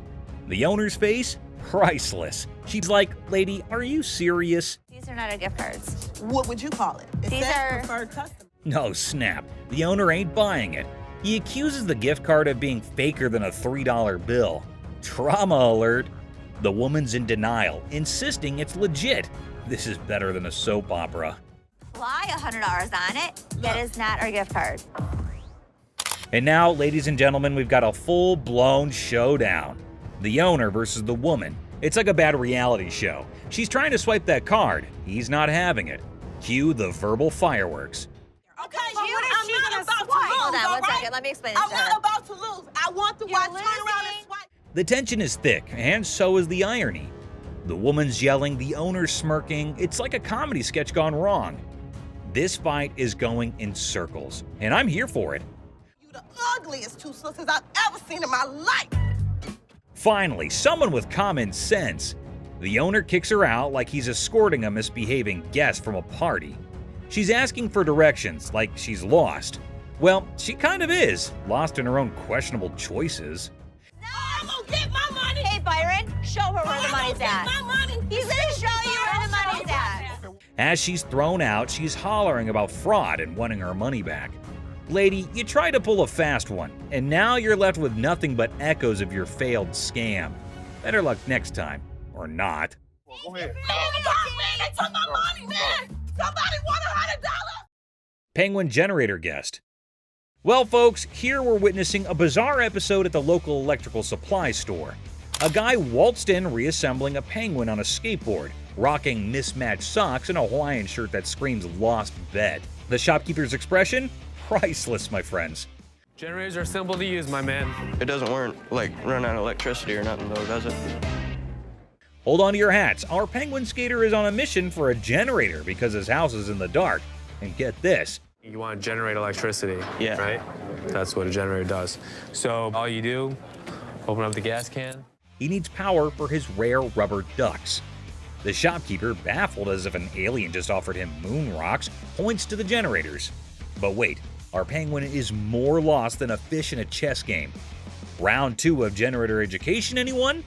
Could I take it to my house and see if it'll work? What? Like, go to my house. We don't allow you to try it out at home. After a reluctant re-explanation, our Penguin's eyes light up, as if witnessing a magic trick or realizing he only has $500. It says 900, but I don't have 900. What do you have? I only got like 5. 500? Yeah. Negotiation time, folks. It's like a Shakespearean drama with more dramatic moves than a game of charades at a circus. This is ridiculous, dude. I mean, I'm overpaying for it. I only got 5. You ain't gonna help me? So if you want to buy this, I'd be more than happy to sell it to you. Just when you think a deal is in the works, our Penguin suggests a home trial. Will the generator vibe with his living room? Shopkeeper's not having it, thinking he's in a reality TV prank. You want to buy it or not? I want to borrow it at least. Borrow it? What the f work? Give me $700. You can borrow it indefinitely. Cue the chaos. Security guards swoop in, dragging our Penguin out like a grumpy rock star exiting the stage. Oh, you want to bet? Excuse me. Have a good day, sir. Hell no. No. Have a good day, sir. No. And there he goes, leaving the bewildered shopkeeper questioning the sanity of humanity. Who knew buying a generator could be this wild? Man, and I ain't never come back to this ass store. Promise? Yeah, I promise. Thank you. Gun desk. Today at the pawn shop, a lady brought in a mysterious desk that moonlights as a gun desk. A desk with a concealed firearm. She's clueless about its value, but is selling it like a quirky antiquity. If danger strikes, just push the button and file your stress away. Where in the world did you get this? I got it in an estate sale. I was just looking for a nice little desk to put a guest book on. Apparently, the lady got this gun desk from an estate sale, thinking it was just a cute desk for a guest book. The seller's reaction? He's seen hidden guns in everything. Swords, canes, cameras, but a gun-disguised desk? It's like 007's DIY project gone wrong. You're really not going to stop anybody if you shoot them in the thigh with a small 22 like that. Well, it's not even a regular 22. It's a 22 short or something it looks like. The pawnshop seller, baffled by the antique gun desk, insists on a buddy inspection to verify its age. The buyer, eager for the coolest desk ever, is like, where's the gun though? Antique furniture shopping meets gun control comedy. This thing is a gun. You press there's the trigger. That falls down, hits the hammer. The bullet flies out this way. The second seller is utterly perplexed by the gun desk, questioning its practicality. He's pondering who would buy a tiny desk with a hidden firearm. Meanwhile, the buyer's probably thinking, well, it's the perfect desk for a high-stakes game of hide-and-seek. The other thing is, I don't know how old this thing is. The seller delves into firearm logistics, explaining the pre-1898 loophole and the concealed weapon twist. Meanwhile, the buyer's probably regretting not majoring in antique desk forensics. Okay, it's one to have a gun, but now you have a concealed weapon because it's a hidden gun. Have you had it apart? Yes. The seller navigates the murky waters of antique gun regulations. The buyer, eager for a legal loophole, contemplates turning the gun desk into a non-threatening relic. Antique buyer drama at its finest. Thanks for bringing it in. Oh, you're welcome. I really wish I could have bought this because the odds of another gun desk coming in here are slim to none. Super Bowl ring. Walked into the pawn shop like a Super Bowl champ flaunting a ring fit for the football gods. The seller's dreaming of a touchdown deal at $22,000. But he's ready to settle for $19,500 because even champions negotiate in the end zone. I'm looking to get anywhere from like $22,000 to $21,000 for the ring, but if $19,500 was to hit it, I'd take it. The seller got the ring from a forgetful wide receiver deal. It's from Super Bowl 39, and despite the shop owner's dislike for the Patriots, he acknowledges their success. An issue with the ring's mark is noted. If this Super Bowl ring is the real McCoy, it's worth tens of thousands of dollars. But a hand-engraved manufacturer's mark just doesn't seem right to me. The pawnshop worker, with a quirky habit of hoarding Super Bowl rings, scrutinizes the suspect engraving on the Patriots ring. The seller's mid-20s price tag meets skepticism as the shop owner delays, realizing this ring's authenticity quest might need more detective work than expected. I'm gonna have to get somebody in here because it just doesn't look right. I want to do a little bit more research, so we'll get this thing figured out. The seller's nervous about the big bucks, defending the ring's authenticity with player credibility. The pawnshop worker, still skeptical, calls in an expert, and in walks Jeremy, the ring detective, ready for some bling investigation. Now, rings that are given to players are far more valuable than if they're given to a front office staff member or something. The expert, dropping knowledge on the 04 Patriots ring, relishes Eagles' losses. He educates on the ring's bling, emphasizing player rings' value, and highlights the counterfeit struggle. The pawn shop now is a sports memorabilia professor. Usually you would see that not only in a different location, but it looks to be actually hand engraved rather than actually out of the machine. The expert dissects the Jostens mystery, noting hand engraving and unique features. Despite the unconventional markings, he vouches for the ring's legitimacy. The 04 Patriots bling gets a 100% authenticity seal, and the pawn shop rejoices in a victory for sports memorabilia truth. They actually had to have somebody laser engrave each and every ring. So this ring is 100% legit, and it's pretty awesome. Sweet. The appraisal moment arrives, and the expert places the 04 Patriots ring in the high demand category, estimating it between $30,000 to $35,000. Super Bowl rings from players such as this sell from about $30,000 to $35,000. Nice, nice. The seller, aware of economic woes, starts at $22,000, but the pawn shop owner, considering the long wait, bargains at $18,000. Negotiations roll with a counteroffer of $21,000, reminding the seller you don't have anything like this in your showcase. The ring dance continues. I go 21. But you don't have anything like this in your showcases. I know you have a Patriots ring, but you don't have that Patriots ring. After intense haggling, the 04 Patriots ring lands in the pawn shop owner's possession for $20,000 cash. Family banter erupts over the new addition, turning it into a $20,000 paperweight threat. The ring battlefield unfolds. I'll give you 20 grand. Pass. 20 grand. Cash. $100 bills. Just because I need a Super Bowl ring for every one of my fingers. Deal. Deal. All right. German spy camera. At the start, the speaker enters a pawn shop and introduces the item, a 1950s German spy camera reminiscent of something out of Inspector Gadget. The brief mention of Inspector Gadget adds a touch of intrigue and playfulness to the scene. So how's it work? You adjust these little dials here depending on what you're trying to take your photo of. The focus shifts to the camera itself, identified as a Minox 3. The speaker highlights its compact size, likening to a cigarette lighter. If you give a 10-year-old a camera and say it's not just a camera, it's a spy camera, it probably got you out of your parents' hair for a couple hours a day. Oh, yeah. The customer expresses the purpose of their visit to sell the 1950s Minox 3 spy camera. The stated price expectation is around $150, indicating the perceived value of the vintage device. With all this on there, it makes it completely illegal for me to have anything to do with it. Chopper loan negotiation. So how can I help you? Yes, I got this. I can help him. I got it. How do you think you know more about silver than I do? I know how to price it. I know exactly how to. In a high-stakes confrontation at a jewelry counter, emotions flare as two individuals argue over expertise. Tensions rise with each claim about pricing silver, creating a chaotic scene. $30,001. No, it's not the $1. 30 grand. I'd like to say yes. Listen, 40 or 20. Let's slip a coin.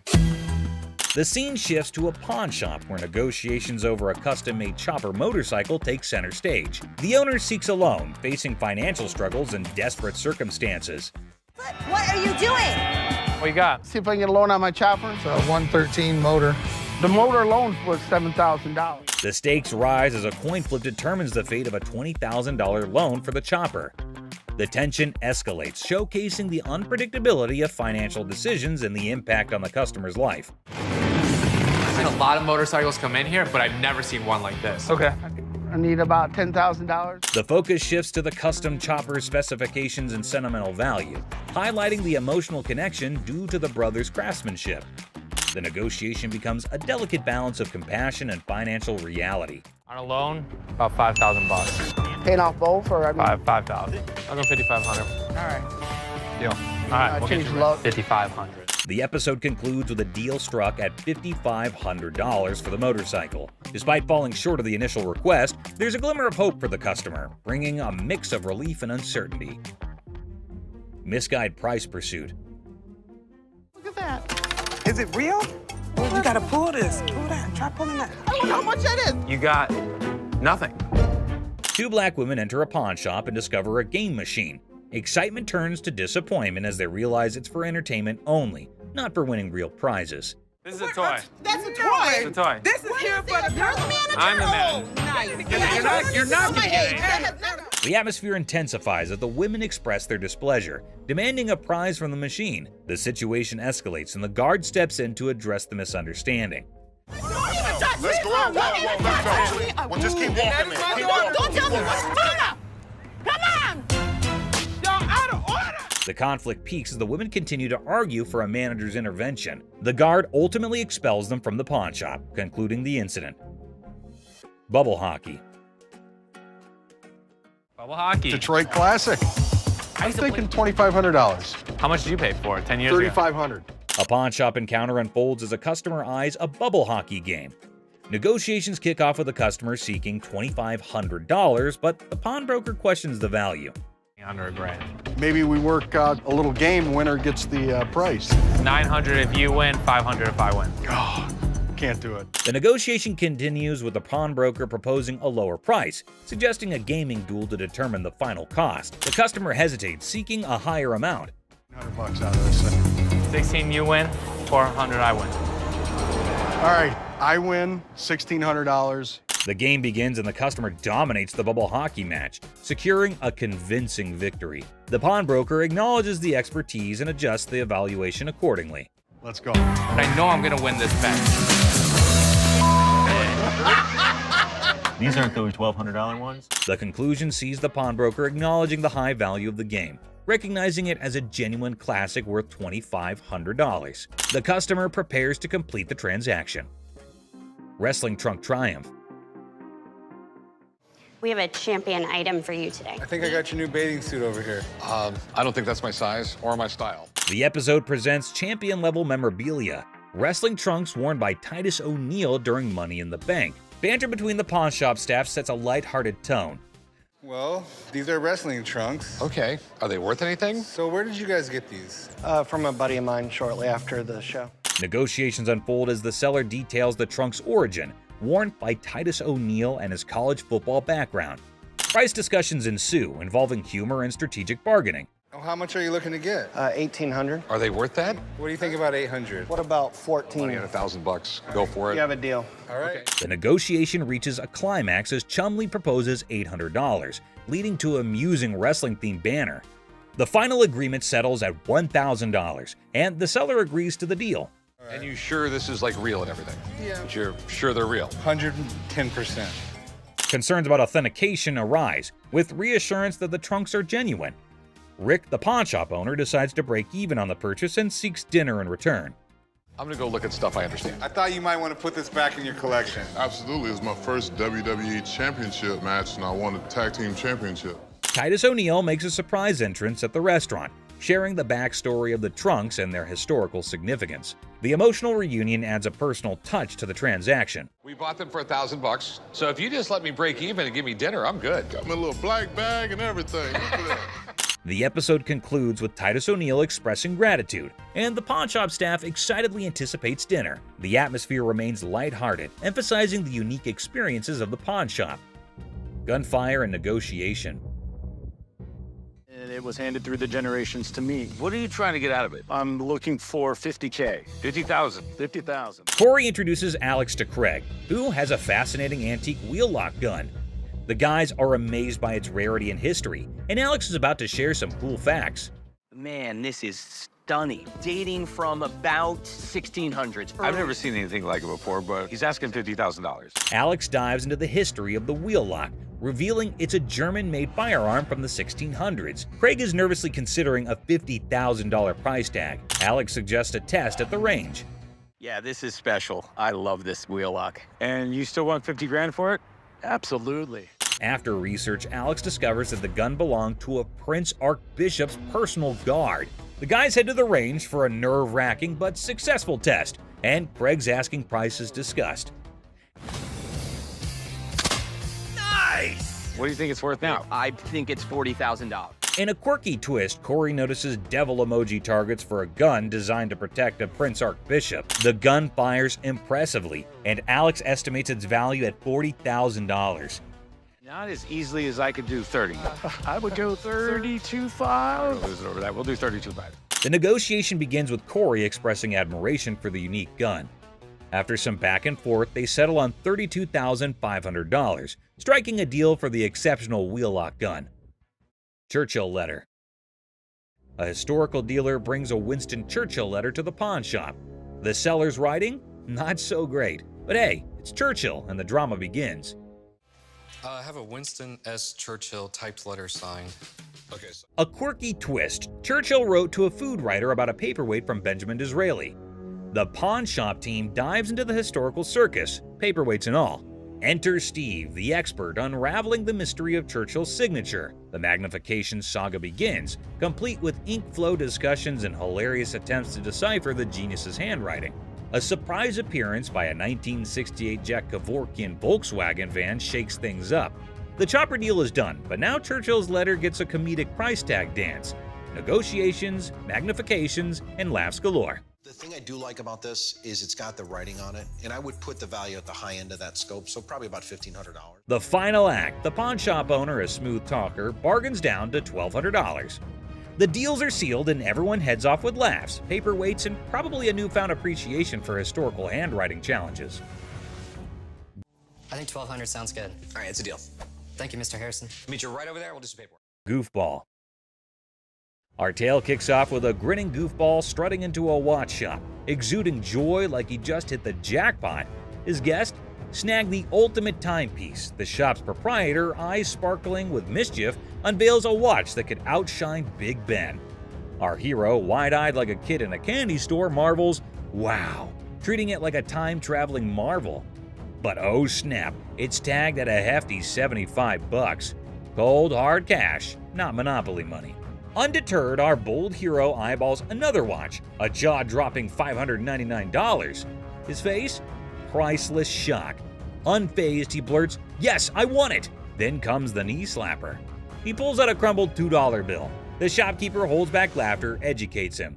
"That's $2,000, sir." It's a $2 bill. Okay, and it's worth $2,000.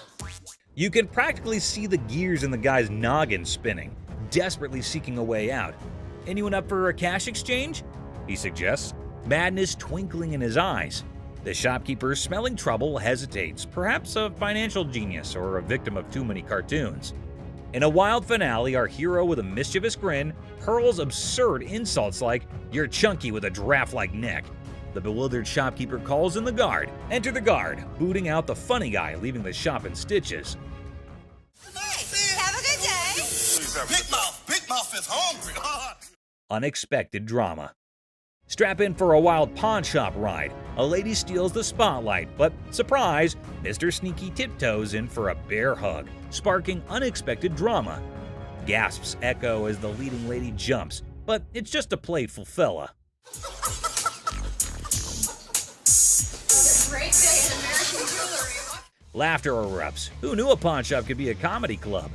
In this 6-second snippet, the pawn shop transforms into a stage for unexpected antics, surprising and delighting in this unlikely comedy setting. Great day in American jewelry. What can I say? In the chaotic shop hustle, a dude flaunts a watch that could fund a small country. The shopkeeper, hungry for a bargain, attempts a haggling dance. But Mr. Watch Wizard wants stacks on stacks. I came over to sell a beautiful watch. Okay? Tell me a little about it. Cue the dramatic moment as the shopkeeper grabs him, yelling, "Hold up, time traveler!" Suspense builds as they investigate. Is it legit or a fancy imposter? Get ready for the ticking truth. So can you come back in about an hour? No problem. Perfect. I'll see you in about an hour. Thank you. Picture our man playing Sherlock, sneakily starting the girl checking the watch. Instead of screams, laughter erupts. A mischievous symphony until the fun police arrive. An authoritative figure sternly commands, "Stop right there!" Giggles turn into awkward coughs. Lesson learned. Messing with the timepiece police is no joke. They keep the watch world in check. Somebody had it open. You can see how screwed up they made those screws. Someone did have it open? You can see. Business clash. A dramatic drama unfolds as Mark, introducing himself, seeks business from the owner. Tension builds with background music, setting the stage for unexpected confrontations. Clearwater, Florida, but I have family up here in Northville, and we're starting a towing company, recovery, impounding. Mark pitches his towing business, convinced it's a better venture. The owner, unimpressed, rejects the offer, leading to a clash of perspectives and business philosophies. Well, things happen. We don't have that problem because we have fences around the building. The owner dismisses Mark's proposal, asserting control over his domain. Well, I'm going to give you some paperwork to sign. I wouldn't sign anything because I don't need your services. The comedy irony emerges as Mark persists, unaware of the futility of his attempts to sway the determined owner. The owner bluntly shuts down Mark's pitch, labeling it a shakedown. Listen. No, you listen. You are not coming into my business and trying to shake me down. The dialogue becomes increasingly heated, with the owner refusing to entertain the supposed business opportunity. What would you call it? I call it a business opportunity. I'm not interested. Mark's exit is met with firm warnings from the owner. The situation ends humorously with a comment on Mark's nice car, injecting a light note after intense confrontations. I'll be back. If I were you, I wouldn't come back. Whatever. The gym brawl. So watch this hulking bodybuilder guy, all muscles and bravado, strutting into a pawn shop with this wrecked workout thing that looked like it went through a blender. He was like a peacock on protein, thinking he set up a magic muscle worm. The shopkeeper, a guy with a face as serious as a freshly waxed dumbbell, raised an eyebrow at the smashed up widget on the counter. Hey man, I need to talk to somebody about this. This piece of junk I bought in here just a couple days ago don't work now, it's broken. Check out this masterpiece, our bodybuilder buddy declared, pointing dramatically at his broken workout thing. It's so messed up. I swear it's doing reverse squats by itself. The shopkeeper is squinting at the wreckage, deadpan. Reverse squats, huh? Must be the newest gym craze. This thing obviously couldn't handle what I was doing on it, so 2 days later it don't even work, so. But our muscle hero was not giving up. Leaning over the counter, he claimed, "I want my money back." How about you just get my money, and then we won't have any more problems with this, but I need my money back. This thing's more of a comedy show than a workout. The shopkeeper, trying not to crack a smile, said, "Well, it's a one-of-a-kind piece, guaranteed to break the ice at any gym." Or what? Or what? There's gonna be a problem. How about what that? Kind of problem is there going to be? Oh no, that's like a WWE scene. Our bodybuilder flexed his words and shoved the shopkeeper. "Give me my money or I'll turn you into a cardio machine for a month." And just like that, the pawn shop turned into a wrestling ring. Don't touch. Come on. Come on, man. Let's go. The shopkeeper, unexpectedly nimble, fought back and chaos replaced. It was like two sumo wrestlers battling for the last protein bar. Trying to play hero, two guards materialized out of thin air. They grabbed our bodybuilder and his busted gear, dragging them out. We got you. Bring a few more. All we needed was two. All y'all out. Our muscle dude flailed around, still demanding his refund like a sad, deflated balloon. The pawn shop went back to normal. That's it, my man. Bring a few more. There's your machine, buddy. The art of negotiation. So let's see this guy walking into a pawn shop, allowing him to be the next big art dealer with a painting put away under his arm. He's giving off major, "I'm gonna hit the jackpot" vibes. The shopkeeper, with a sneaky grace of a cat burglar, checks out the painting like it's the Mona Lisa 2.0. Our confident guy also spins this wild tale about how the painting formerly belonged to Napoleon's pet goldfish, or some other crazy story. So what you got? I got a painting from Peter Max. An original painting? Well, I got into a silent auction. The shopkeeper, poker-faced like a pro, goes, intriguing. You can virtually see dollar signs in his eyes as he dreams of making a fortune. Now comes the big moment. Confident guy bravely says, "I want $3,000 for this masterpiece." Let's see if she can close a deal. Yeah, what is the bottom line? 3,000. No way. The shopkeeper, still all mysterious and cool, smirks and says, "I can do 1,500, or you can hit the road." 1,500 and we got a deal. It's like a Western showdown, but with money instead of guns. It's a take it or leave it situation. The confident guy, looking a bit less sure of himself, decides to pull a classic move, pretending to discuss it with his imaginary art expert friend. Maybe it's an unnoticeable chum with an art degree. While our hero is deep in discussion with his invisible art critic, the shopkeeper, beaming like a Cheshire cat, decides to up the figure. I know there's a market for it. So $1,500 I think is pretty good. They need to take the money and run. He counts out $1,500, slams it on the counter as if to say, "Take the cash and run, chum," or say farewell to the deal of a lifetime. 1,500. All right. In the end, the confident guy, now looking further confused than confident, grabs the cash and virtually sprints out of the shop. And that is how a pawn shop turned into a comedy stage, starring Mr. Confident, the mysterious shopkeeper, and an oil with a Napoleon-connected goldfish.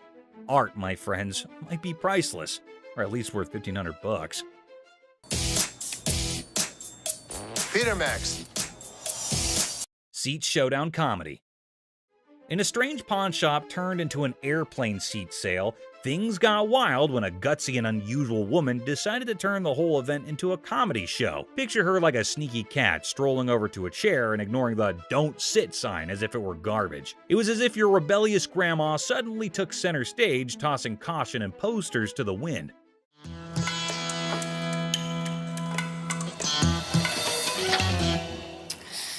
Then in comes the lady running the shop, armed with politeness and a simple request for the lady to give up the seat. Little did she know she was about to get into a funny showdown with our cool and calm customer. The woman, looking super confident and mischievous, said, "Just let me be," treating the chair like her personal throne. Okay, these are for sale. We don't have like a trial and error. Okay, well, I'm not trying to buy them. I'm just trying to try them out. As if that was not funny enough, the secret guards jumped into the blend. The shopkeeper, determined to bring order back, tried nicely to get the bold woman out of her comfy spot. But our fearless main character was not having it, bravely declaring, "You cannot make me move."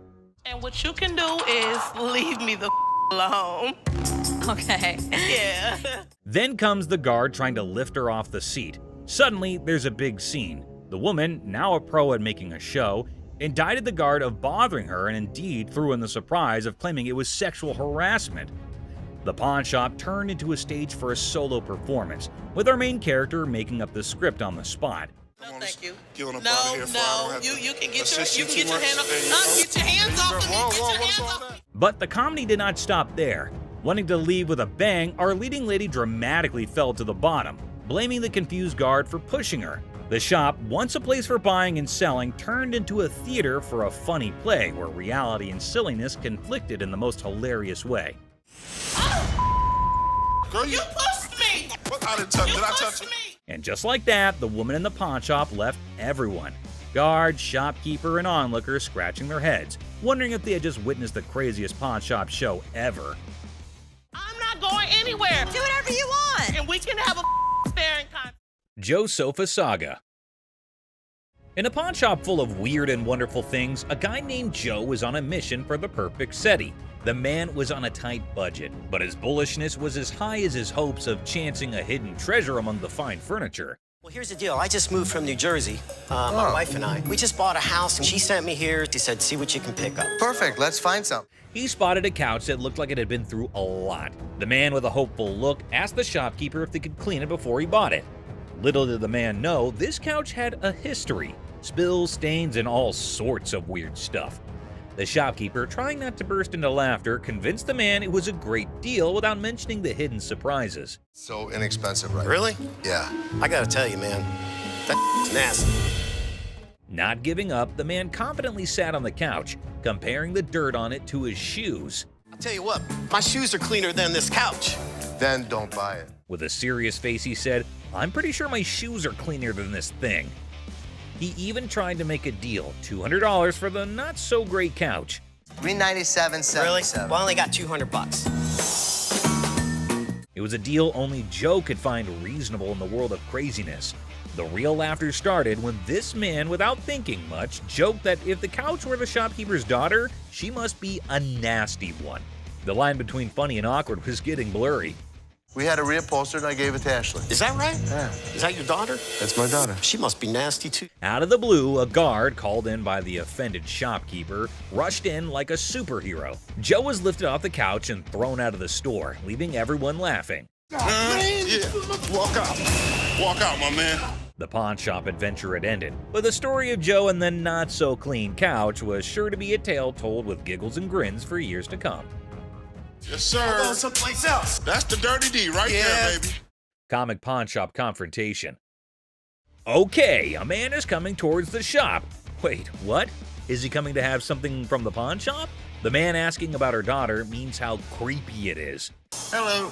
I need to pick up some stuff for my daughter. Is it in pawn? Yes, ma'am. Laughter begins. Everyone around is intrigued to know what had happened to this man. Oh, another man entered into the argument. Let's see what would happen. Man accusing the shop owners of stealing. How crazy this man is, constantly accusing them of being thieves. No, I want the stuff. Yeah, but without the ticket, we can't give it to you. The man is constantly infuriating them and sees he has come out the carbon. Who knows what will be the end of this nonsense fight? Oh, they're about to have the piercing argument.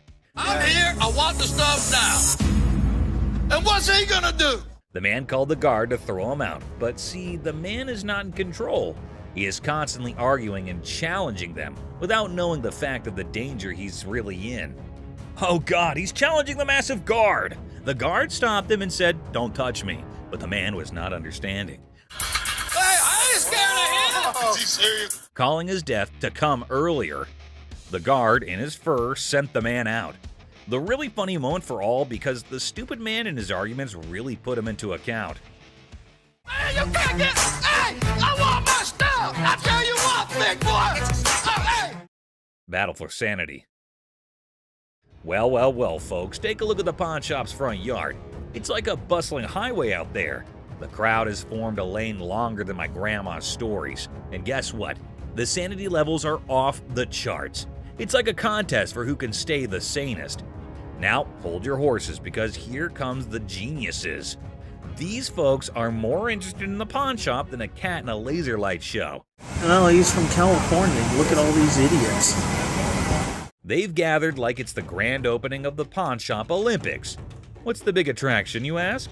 Maybe they're expecting a magic show, or perhaps the pawn shop secretly giving away free wisdom. Or, here's a wild thought, they're gearing up for a full-scale aggression mission against the poor souls inside. Watch out, world, we've got a pawn shop revolution on our hands. Stay tuned and remember, in the pawn shop chaos, sanity reigns supreme. Good luck, brave souls. That's not. Clueless heist hijinks. Well, howdy there, folks. We've got a Lone Ranger in the pawn shop, sipping on his secret drink like he's the king of mystery. Little does he know, he's the star of a hidden camera show. Talk about being clueless and camera shy. Hold your horses. Looks like our man might be plotting some grand heist, doing his best Sherlock impression. He's scouting the joint, probably trying to find the perfect spot for his not-so-genius plan. But wait, he's still in the game. What on earth is he searching for in the pawn shop? Maybe lost treasure for his car keys? The suspense is killing me. Oh dear, he's now at the other counter. This fella is like a headless chicken wandering around without a purpose. Somebody give him a map or a snack at least. Buckle up, folks. Our wannabe detective just upgraded to a full-blown thief. Watch him waltzing around planning the perfect crime, and bingo! He pulls off a smooth exit, leaving the scene like he just won a game of hide-and-seek. Hold your belly laughs, our genius thief is back on camera, sneakily hiding his loot in his trousers. Smooth moves, my friend, smooth moves. And there he goes, strolling out of the pawn shop like he's won the lottery. Thinks he's the mastermind of the century, leaving behind a trail of stolen goods and a whole lot of laughs. What a character. Antique computers. Have a good day. You ready? Wonderful. Thank you so much. You too. Two tech-savvy grandpas strut into a pawn shop, seeking a fortune for antique computers. Instead, they're hit with a vintage rejection. Bastards, you can't give me a dime for... Oh, man. When one grandpa clumsily breaks a computer, he pulls a move straight from the sitcom handbook. Accidental comedy at its finest. They should have that. Put it in the... Oops, one grandpa accidentally smashes a computer, blaming the seller. He theatrically tosses it toward the dumpster, thinking it's a mic drop moment. The seller, the true comedy connoisseur, chuckles at the failed dramatic exit.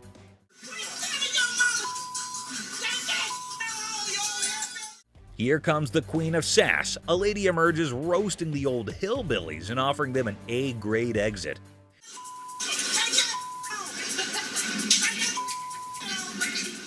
She declares her reign over Detroit toughness and leaves them pondering a future career in comedy security. Cue laughter. Exit stage left. Ex-couple.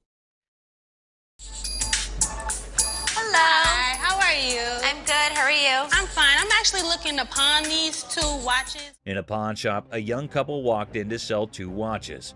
Ashley, the shop owner, greeted them. You guys dating, married? Was engaged, but not anymore. When she asked about their relationship, the boy explained they used to be engaged, but are now exes because both of them cheated on each other. Okay, so you want to sell them, correct? Yes. And how much were you looking for? Despite their turbulent exchange, Ashley inquired about the watch's value. This one I am not interested in because we don't take this brand. He's gonna take that brand. Ashley noticed the watch's flaws, and when the girl mentioned a particular brand, the boy claimed it was fake. You are more than welcome, to leave that here and we can send it out to get the crystal replaced. As Ashley attempted to facilitate the watch sale, the ex-couple's argument escalated. Oh, was she talking We to ain't him? got all Were you day. talking to him? No, you weren't. Shut up. The situation took an unexpected turn. You never had no life before me. I won't. You never had no life before me. Girl slapped the boy, turning the pawn shop into a battleground of emotions. Had no life before me. Let's go. Let me go. Let's go. Let me go. The situation escalated post-slap as the boy, fueled by anger, forcefully dragged the girl outside. I walk outside and the lady comes back for her watches. I wish you luck. Ashley returned the watches to girl by going toward them and wishes them good luck. Shark costume.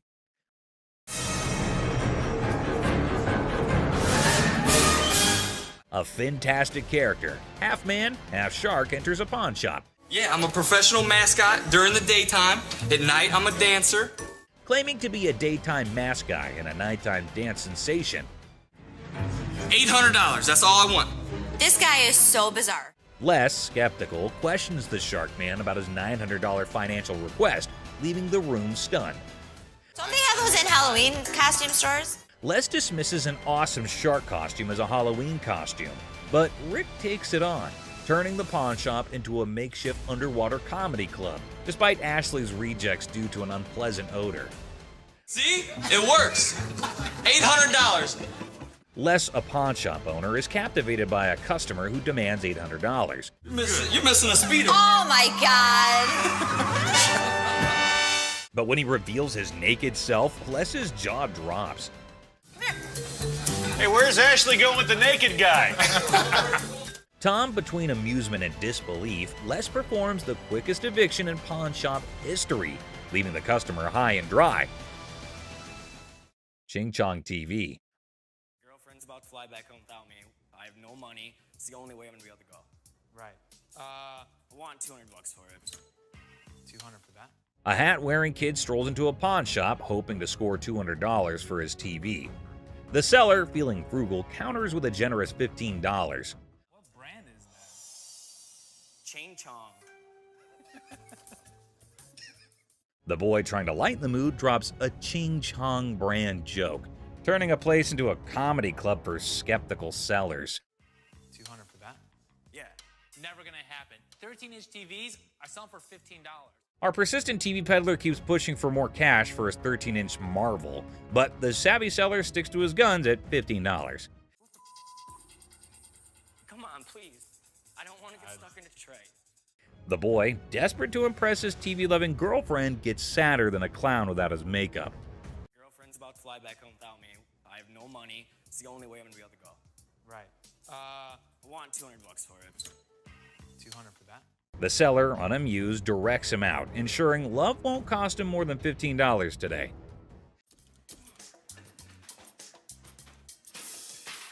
In a fit of frustration, our TV tosser storms out, giving the shop a kicking and throwing his TV into a dumpster like it's a basketball shot gone wrong.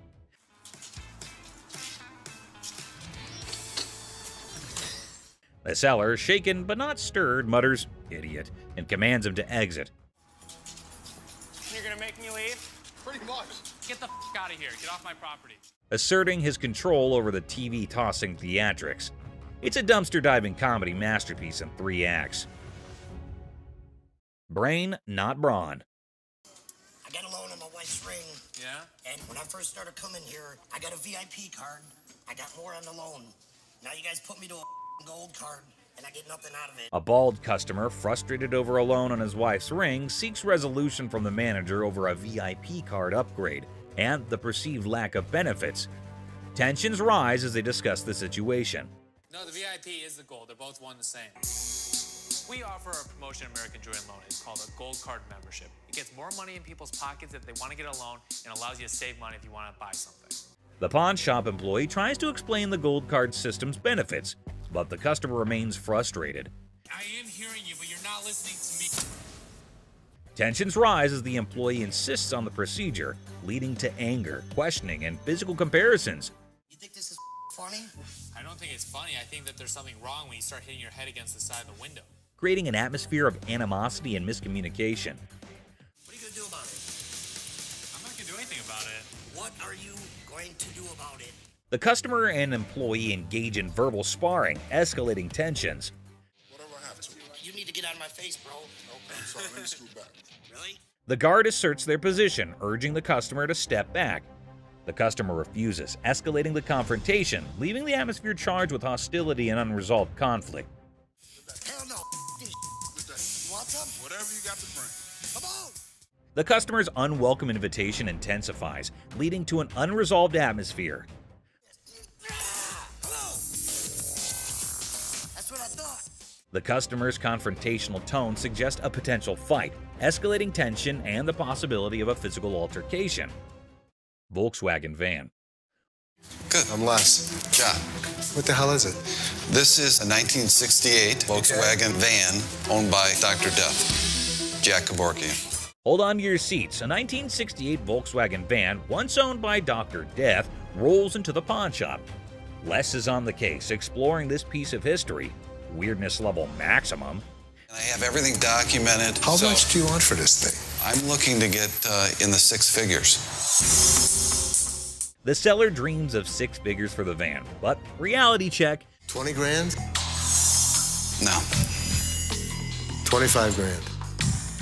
Negotiations go from 20 grand to a wild coin flip for 30 grand. Les, you mad genius. Oh my God. My dad's gonna leave everything a chance on a $20,000 coin flip? What are you doing? Seth and Ashley can't believe Les's coin flip antics. He's risking 20 grand just for a chance at 30 grand. The drama unfolds like a high-stakes comedy. Heads. Les, you wild card. The coin flip drama continues, with drum roll and laughter. Heads. Nails it. Thank you. Thank you very much. Yeah. Perfect. Good deal. The van deal is sealed at 20 grand, leaving everyone amused and baffled. What a ride! There's no question. I proved to my kids I still got it. Les, the coin flipping legend, celebrates his 20 grand win. Laughter echoes as the deal concludes. The van's bizarre journey adds a hilarious chapter to pawn shop history. Ring drama. So what can I help you with today?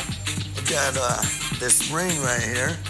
I wanted to get it appraised, see how much it might be worth. Hey, listen up, people. Commodity Wild just happened at the original pawn shop. Imagine this dude who looks like he just rocked out at a concert stepping in, holding a ring that has probably seen more action than a library book. The crazy twist, he's not there to show it like a rock star. He's trying to sell the thing. I also wanted to know how much you guys would give me for it. Like as a pawn, and then I pay it back. Okay, when I give you an appraisal, that's not how much I'm gonna give you in pawn. So he's all proud, telling the pawnbroker how this ring is worth a ton of money, when, out of nowhere, a lady burst in like a storm. What the are you doing? She's on a mission to figure out why her precious ring is about to be someone else's fancy jewelry. Cue the dramatic music, folks. Why'd you take my ring? Well, I wanted to see how much it was worth. Bull. Now, our rock star wannabe is caught red-handed, dealing with an angry lady dead set on getting her shiny thing back. It's like a soap piece crashing into a rock concert, and the pawn shop is the main stage. I just wanted to know how much it was worth, that's all. You're a liar. Why'd you take my ring? I'm sorry. What? Things get intense as the lady slaps the crazy guy not once, but twice. And suddenly, the whole place goes silent. You could hear a leg drop, or in this case, a ring hitting the counter. The other people in the pawn shop are stunned, wondering if they accidentally walked into a live reality TV show. You're a f***ing idiot. Can I just have my ring? Well, Yeah, he's it's the one that ours. gave it to me. That's hers. Just give me my f***ing ring. Our Lady does not waste any time. She grabs the ring back, making it clear her bling is off limits. Right now. The embarrassed and confused rock star lookalike gets pushed out of the pawn shop by the triumphant lady. There you have it, folks, a ridiculous blend, up and a super dramatic autumn at the pawn shop. Turns out the real treasures are not just the bones for trade. Who would have allowed pawn shops could be this amusing? Stay tuned for the coming occasion of pawned out drama. Clown Prince. In a small pawn shop on the corner of Chuckles Street and Guffaw Avenue, things got really funny one day. A guy walked in with so much makeup on his face that he looked like he just stepped out of a play. The shopkeeper, who was used to weird stuff, tried hard not to laugh as the man approached, sporting a rainbow wig that seemed to stay on by magic. I need to sell this earring because my little red Corvette broke down. Oh, no kidding. Absolutely. Wow.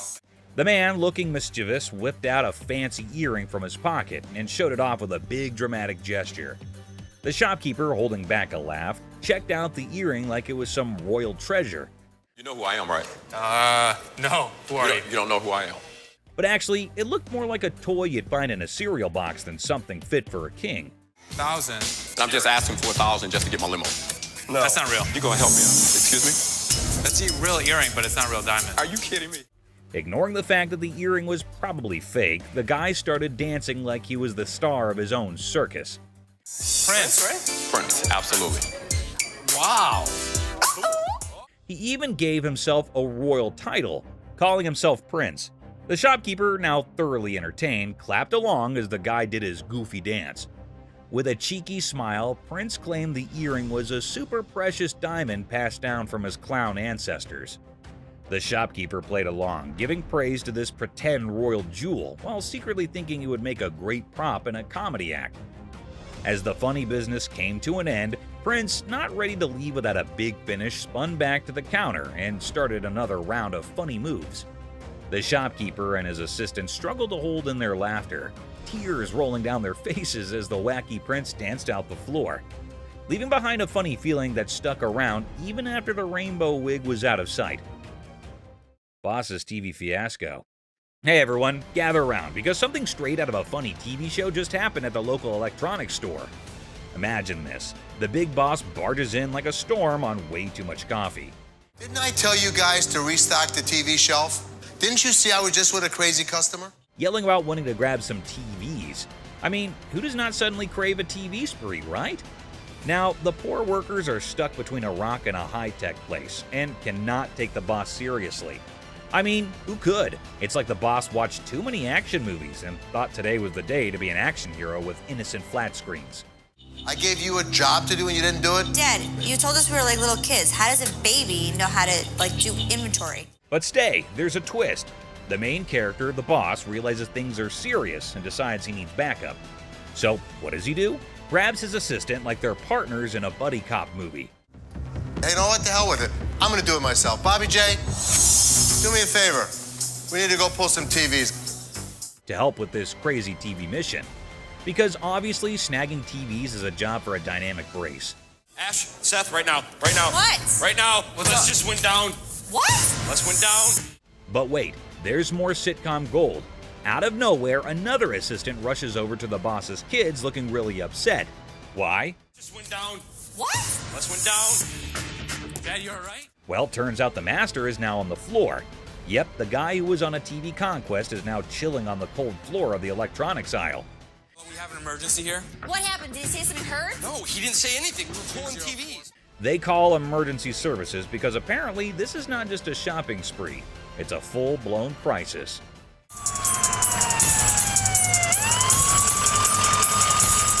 And then comes the ambulance. The daughter dramatically points at the approaching rescue vehicle, as if it's the hero cavalry coming to save the day.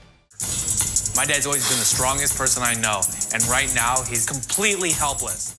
I can nearly hear the wacky sitcom music playing in the background. It's so crazy, snaggletooth, and, well, just another day in the unpredictable sitcom that's real life.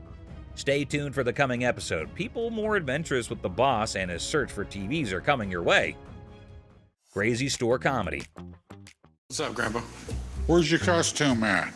There. Corey, that's not a costume. In a super silly store, there's this hilarious pair that could out-funny any comedy show. Watch this, an old grandpa wearing a hat that is seen way too many times, with a black band covering one eye. Right beside him is his son, with a hairband that seems to have its own crazy magnetic pull. A mix of colors that should not make sense on air.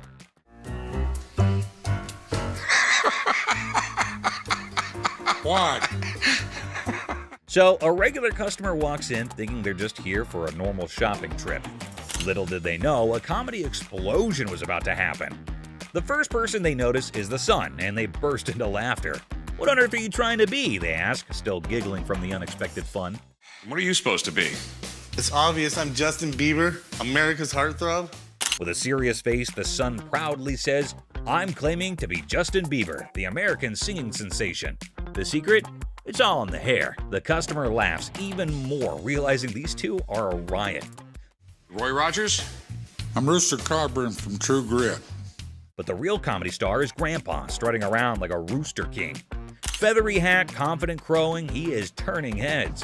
The customer, almost out of breath from laughing, asks, "What is your grandpa pretending to be?"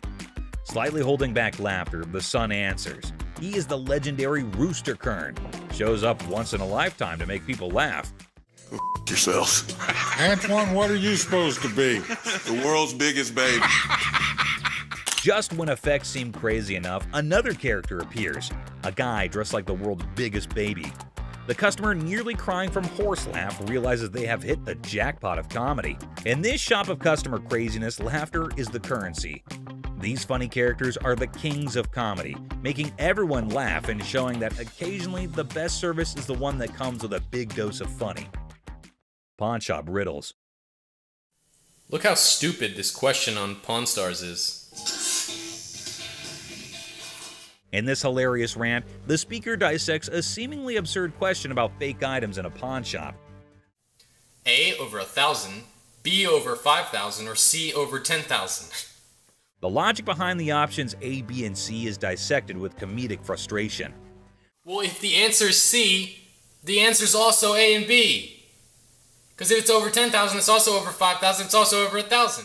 The speaker expresses disdain for the question, claiming that if the answer is C, then A and B are also correct. I mean, most of the shit that comes into the pawn shop has got to be fake. They've been in business for years and years and years. The absurdity of the question and the presumed obviousness of the answer are highlighted. God, what a stupid question. The speaker ridicules the question's simplicity, asserting that there's no way to get it wrong. The tone is sarcastic as they emphasize the lack of challenge in the question. Anticipation builds as the speaker eagerly awaits the genius-revealed answer. The expectation is set for a straightforward solution to the seemingly senseless question. The speaker's reaction is a mix of frustration and amusement as the answer confirms the over 10,000 scenario. The comedic exasperation with the question's lack of complexity is evident. That's all for our video. We hope you liked it. Please comment, like, and subscribe. Don't forget to hit the notification bell for more videos like this. Share it with your family and friends. See you next time.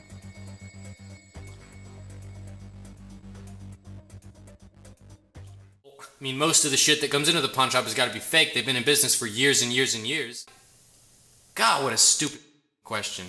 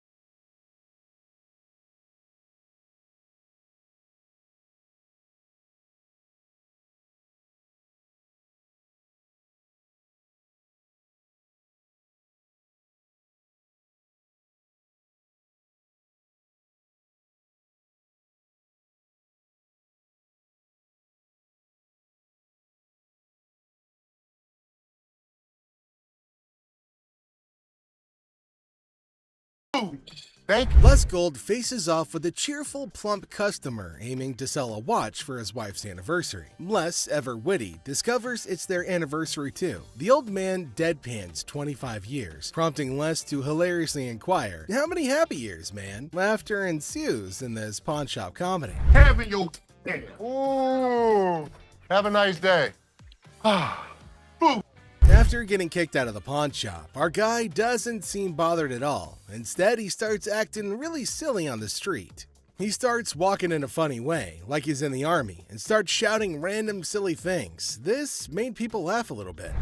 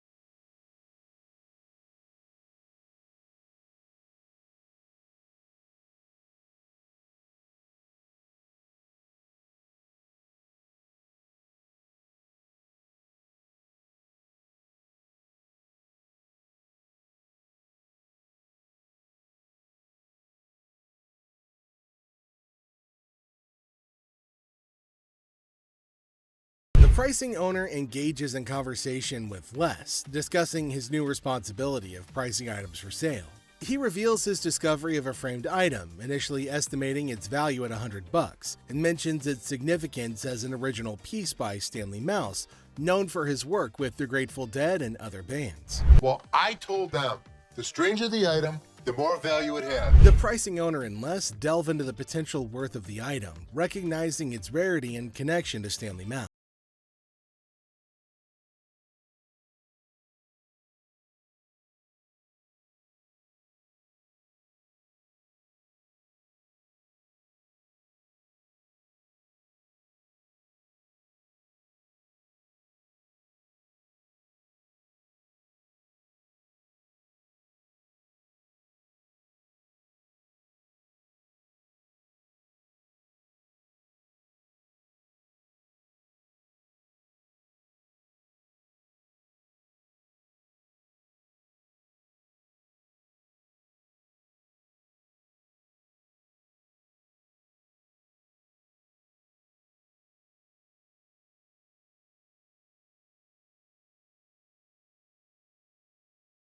Seth, a wrestling fan, expresses excitement upon encountering Lex Luger in the store. Lex Luger and his team mention their aim to raise money for a nonprofit called the World Wrestling Outreach. Lex Luger shares his wrestling history, mentioning his achievements as a 3-time world champion, and selling the special item.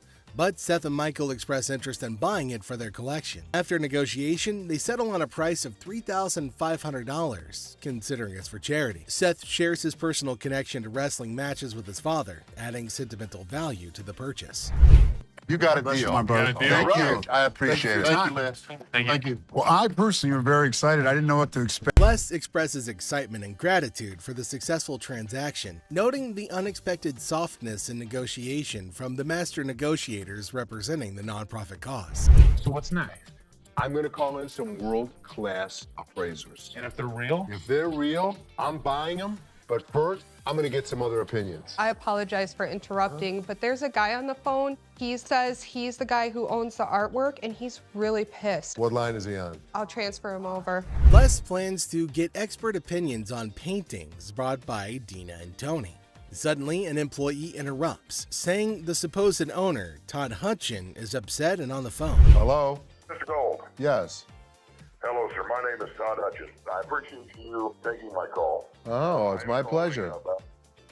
Okay. Les talks to Todd, who claims the paintings are his and accuses Dina and Tony of leaving them without his permission. Les tries to understand and offers to resolve the situation. What do you think? Son of a bitch, I think it's real. Yeah, but why would he take such a hit?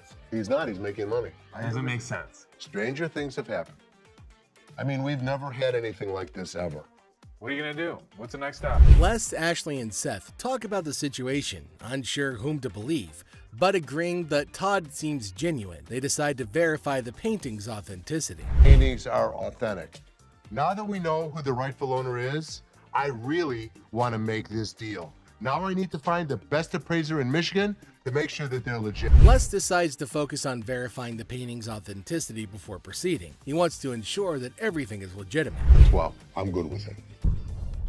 Les ends the discussion, determined to handle the situation carefully. Despite the unexpected problem, he remains committed to resolving it honestly and fairly. A woman comes to Ashley asking to pawn her bracelet. She says that she's had a fight with her partner and needs money urgently to go back to Hawaii.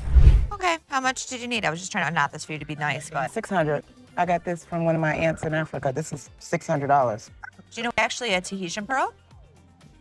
No, this is from Africa. This is an African pearl. Tahitian pearls are... Okay. Ashley checks the bracelet and talks to the woman about where it's from. The woman says that it's an African pearl, but Ashley says that it's a Tahitian pearl. They disagree about its worth and where it's from. The woman gets angrier and calls Ashley names. Ashley stays calm but tells her to talk respectfully. The woman leaves angrily and this situation doesn't get resolved. On picking up very expensive pieces grabs Les's attention. Hey, sir, don't touch it. Sir, if there's anything you want to see, we'll be more than happy to show you, sir. Well, what do you know? Expensive pieces tend to be fragile. How am I going to see if it's going to work? The customer starts touching expensive items, catching Les's attention. Les politely asks them not to touch anything, offering assistance in viewing items instead. Hey, sure, that's why I asked you. That's when you're back there and he's over. I'll come out right out there. You think I give it? The customer insists on touching, arguing it's necessary to check functionality. Les tries to explain store policy, but the customer gets upset. Out of my store. Don't touch it. Don't touch it. Go. You're lucky you got some. The customer's frustration grows, prompting Les to ask them to leave for disrupting the store. Les firmly directs the customer to leave, highlighting their luck in having assistance. Jersey just moved into the town and is on an errand from his wife. My wife and I, we just bought a house and she sent me here. She said, see what you can pick up. Let's find some. I'll bet you can make A middle-aged man from New Jersey, recently moved into town, is running an errand from his wife to find furniture for their new house. He spots a couch in the store and expresses interest in making a deal. After looking at a cheap couch, the customer notices that the couch is dirty. You gonna clean all that up before I buy it? That's why it's so inexpensive. I gotta tell you, man, that's nasty. Our used furniture sometimes has things. While checking the couch, the customer notices its dirty condition and questions if it'll be cleaned before purchased. The store attendant explains that the low price reflects its used status, which includes some dirtiness typical of secondhand items. Really? Well, I only got $200. After sitting down to give the couch a try, the customer begins being disrespectful to Les. And let me try this out, man. What? My shoes are cleaner than this couch. Then don't buy it. Make me a deal. I got cash in my pocket, man. Wow. The man doesn't like how the couch looks and tries to pay less for it with the money that he has. He starts being rude, saying bad things about how dirty the couch is and insulting the store. I bet you're the mother that's been sitting on here farting. This was actually my couch. We had a reupholster and I gave it to Ashley. When the comment reaches Ashley, Les's daughter, Les has enough of this customer. Is that your daughter? That's my daughter. She must be nasty too. The customer's derogatory comments extend to Ashley, Les's daughter, who works at the store. Les, the owner, has had enough and confronts the disrespectful customer, defending his daughter and the store's reputation. How are we doing in the deal? Les decides to end the interaction, urging the customer to leave the store. The customer, unwilling to change his behavior, decides to go elsewhere, ending the encounter on a sour note. Excuse me. Hi. Hi, I have a question for you. Yeah. Okay, I went to get my purse back to make my payment. She's telling me this is expired. That's my purse right there. That one right there is black one. So I want to know why it's out there. A girl approaches Ashley in the pawn shop with a question about her purse. She claims that her purse, which she points to, was wrongfully labeled as expired, and she demands to know why it's out for sale. My purse right there. How do you know that's your purse? Because I know my purse. Here's the money. I want the purse. Want that? If you don't give me the purse, I'm going to climb over the counter and get it myself. Give me my purse. The girl argues that the purse refers to her and displays money as evidence of access. She becomes furious and threatens to jump over the counter if she fails to obtain her purse back. Getting over there.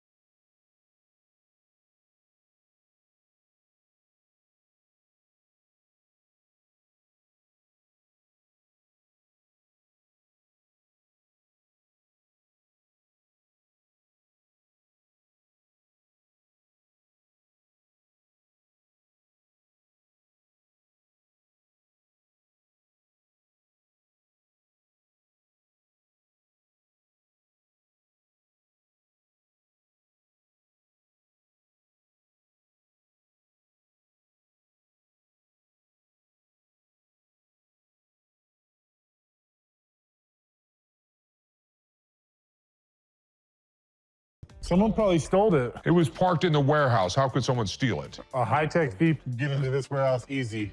All you have to do is cut a hole in the roof and lift it out with a helicopter.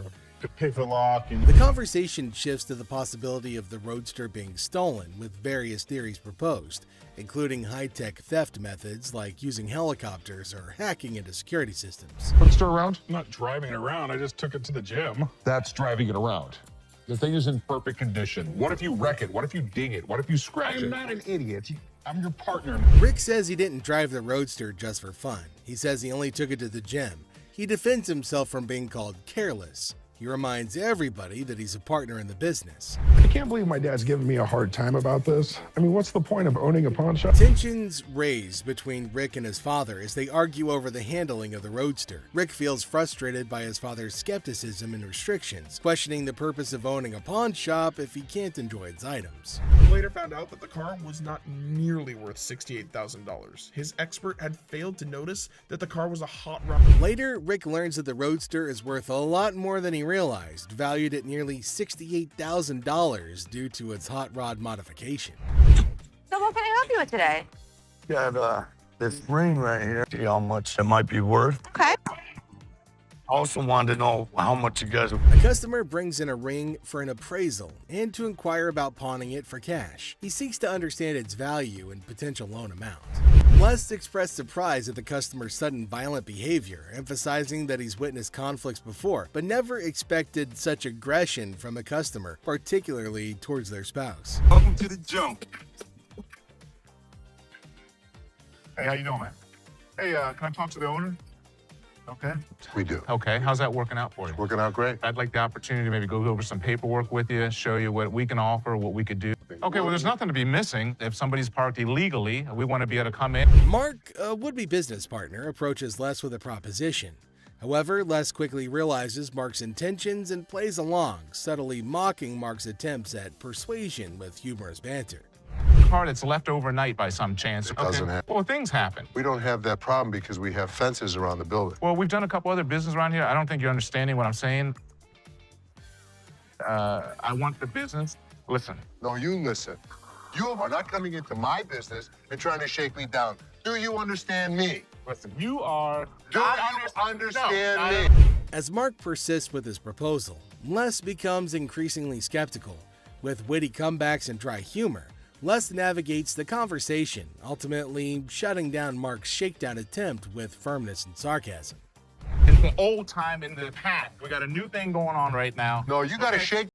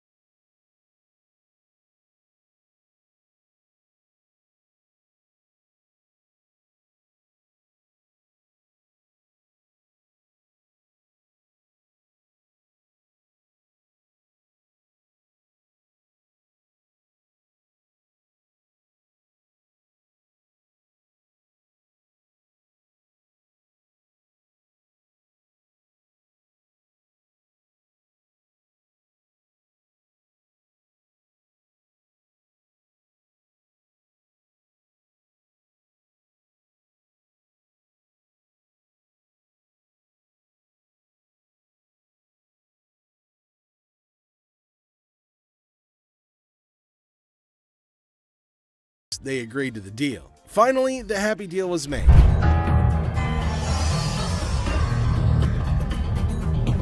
This is the guy? Right there. Here they come again. Les? Hi, how are you? I'm attorney Kyle DeQueef.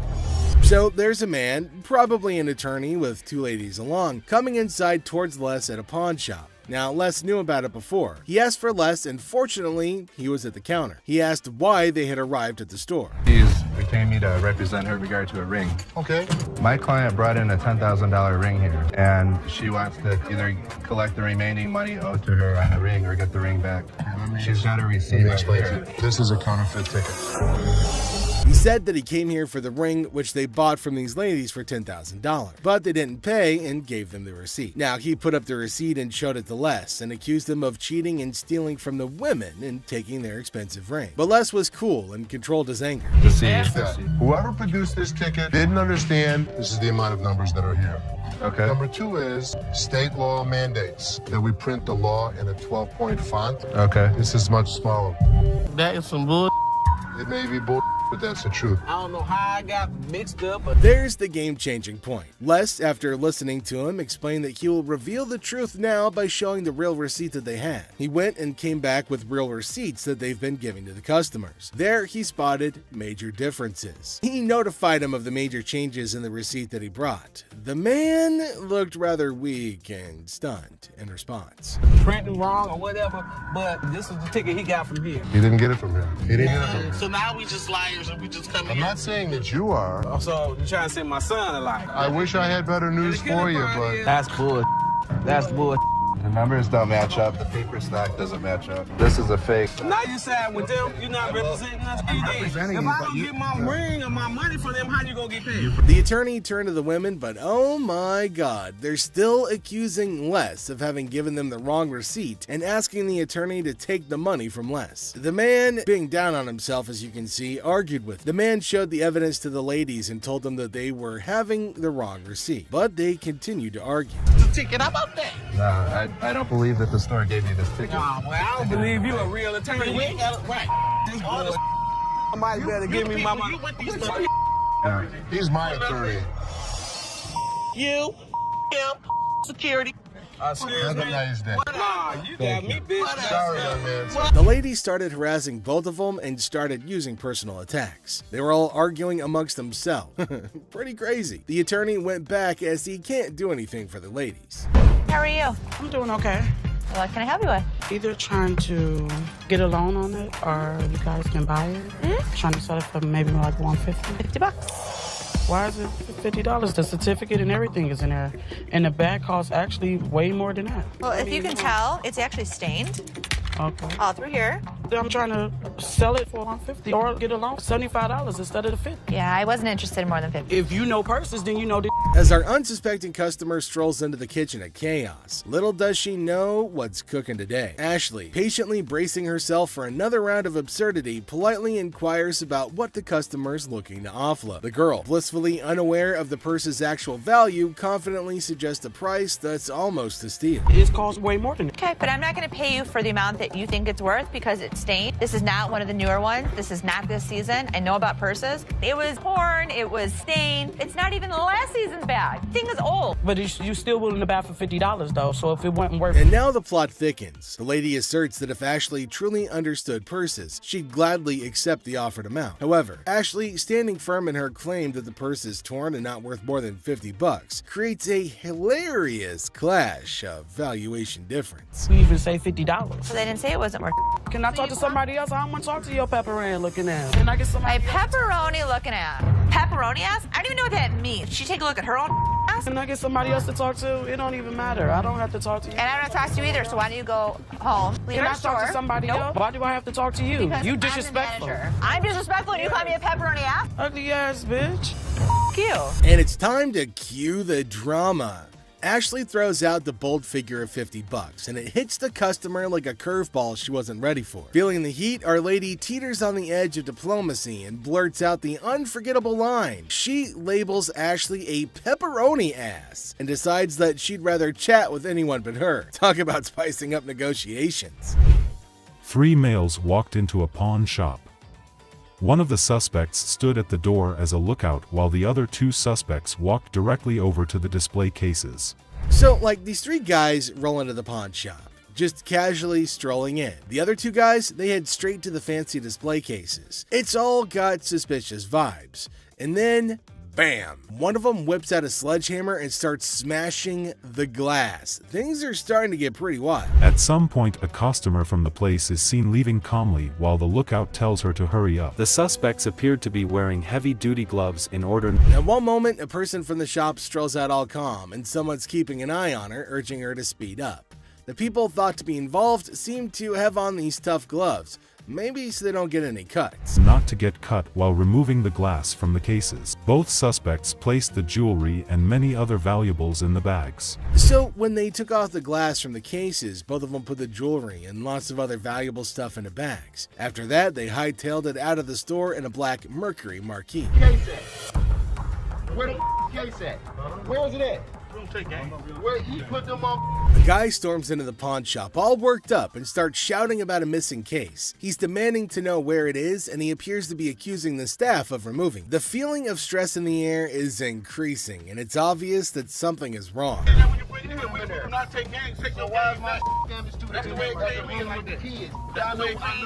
gonna act like I ain't got no sense? He's accusing us of taking games out of his unit. Look at the ticket. It never said with game. The atmosphere gets even more intense as the guy accuses the pawn shop of messing with his games. Les, the cool guy at the pawn shop, stands his ground. The customer's getting more agitated, making accusations and even talking about blowing up the place, which is just adding to the chaos. At that point, man, you can get your arms up off belly and none of your body parts on me, bro. After all the stress I have, the last thing I need is a customer causing a scene. Despite the escalating situation, Les stays calm. He tries to talk sense into the upset customer, especially with a big event coming up the next day. I know how to walk. I ain't illiterate because I ain't part of the week, and y'all motherfuckers in my middle and put them games in there. And you wasn't even standing there when I paused it. Somebody need to blow this place up. It's time to go, sir. You ain't gonna get my window. I'm not. Let go.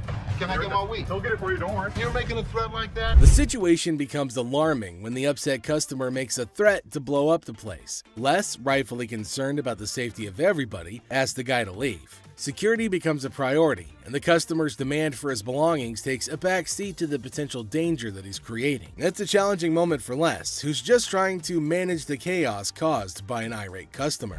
How's it going, man? What's going on, man? Everything good. How about you? I'm doing good. Good. What can I do for you? Let me get these like 400 for this watch right here. What can I do for you today? Can I get like 400 for this watch right here? It's worth $820. Les, chilling at the pawn shop, notices a guy walking in, watch in hand. Les, being friendly, asks how things are going. The guy, hopeful, wants $400 for his watch. Les, the cool pawn detective, calmly discusses the watch's worth, revealing it's valued at about $82. Yo, man, tell me the truth. What'd you really pay? Telling you the truth, man. Come on, give me four for this watch, man. Come on, man. We deal in high-end watches. This was worthless. Nothing for us to deal with. Come on, give me like $450 for this watch. You yelling at me.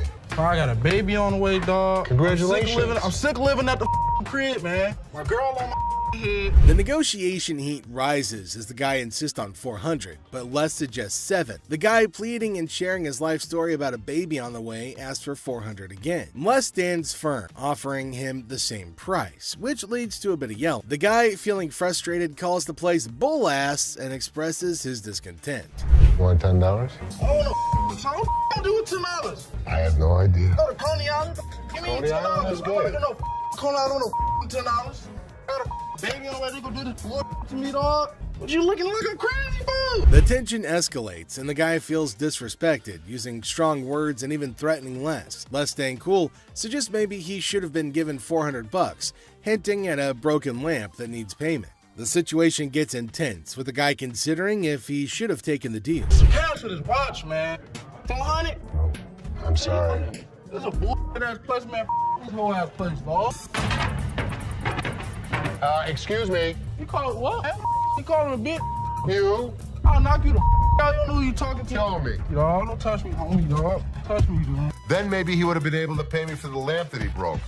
Yo, it's not my thing, dog. The guy, still upset, leaves the shop, but not without some fiery words. Les reflects on the encounter, realizing maybe he should have given $400 to avoid the chaos. The drama ends, leaving behind a mix of emotions and a used watch. Life at the pawn shop remains unpredictable and full of surprises. How you doing today? Hey, pretty good. How are you? Real good, thanks. I'm Les. I'm Randall. How are you? Randall, how you got a hell of a grip. Wow. What the hell is it? Call it a ring. Okay. I didn't think it was a bus. How'd you get it? I just got it. This guy smelled like a brewery. Okay. How much did you want?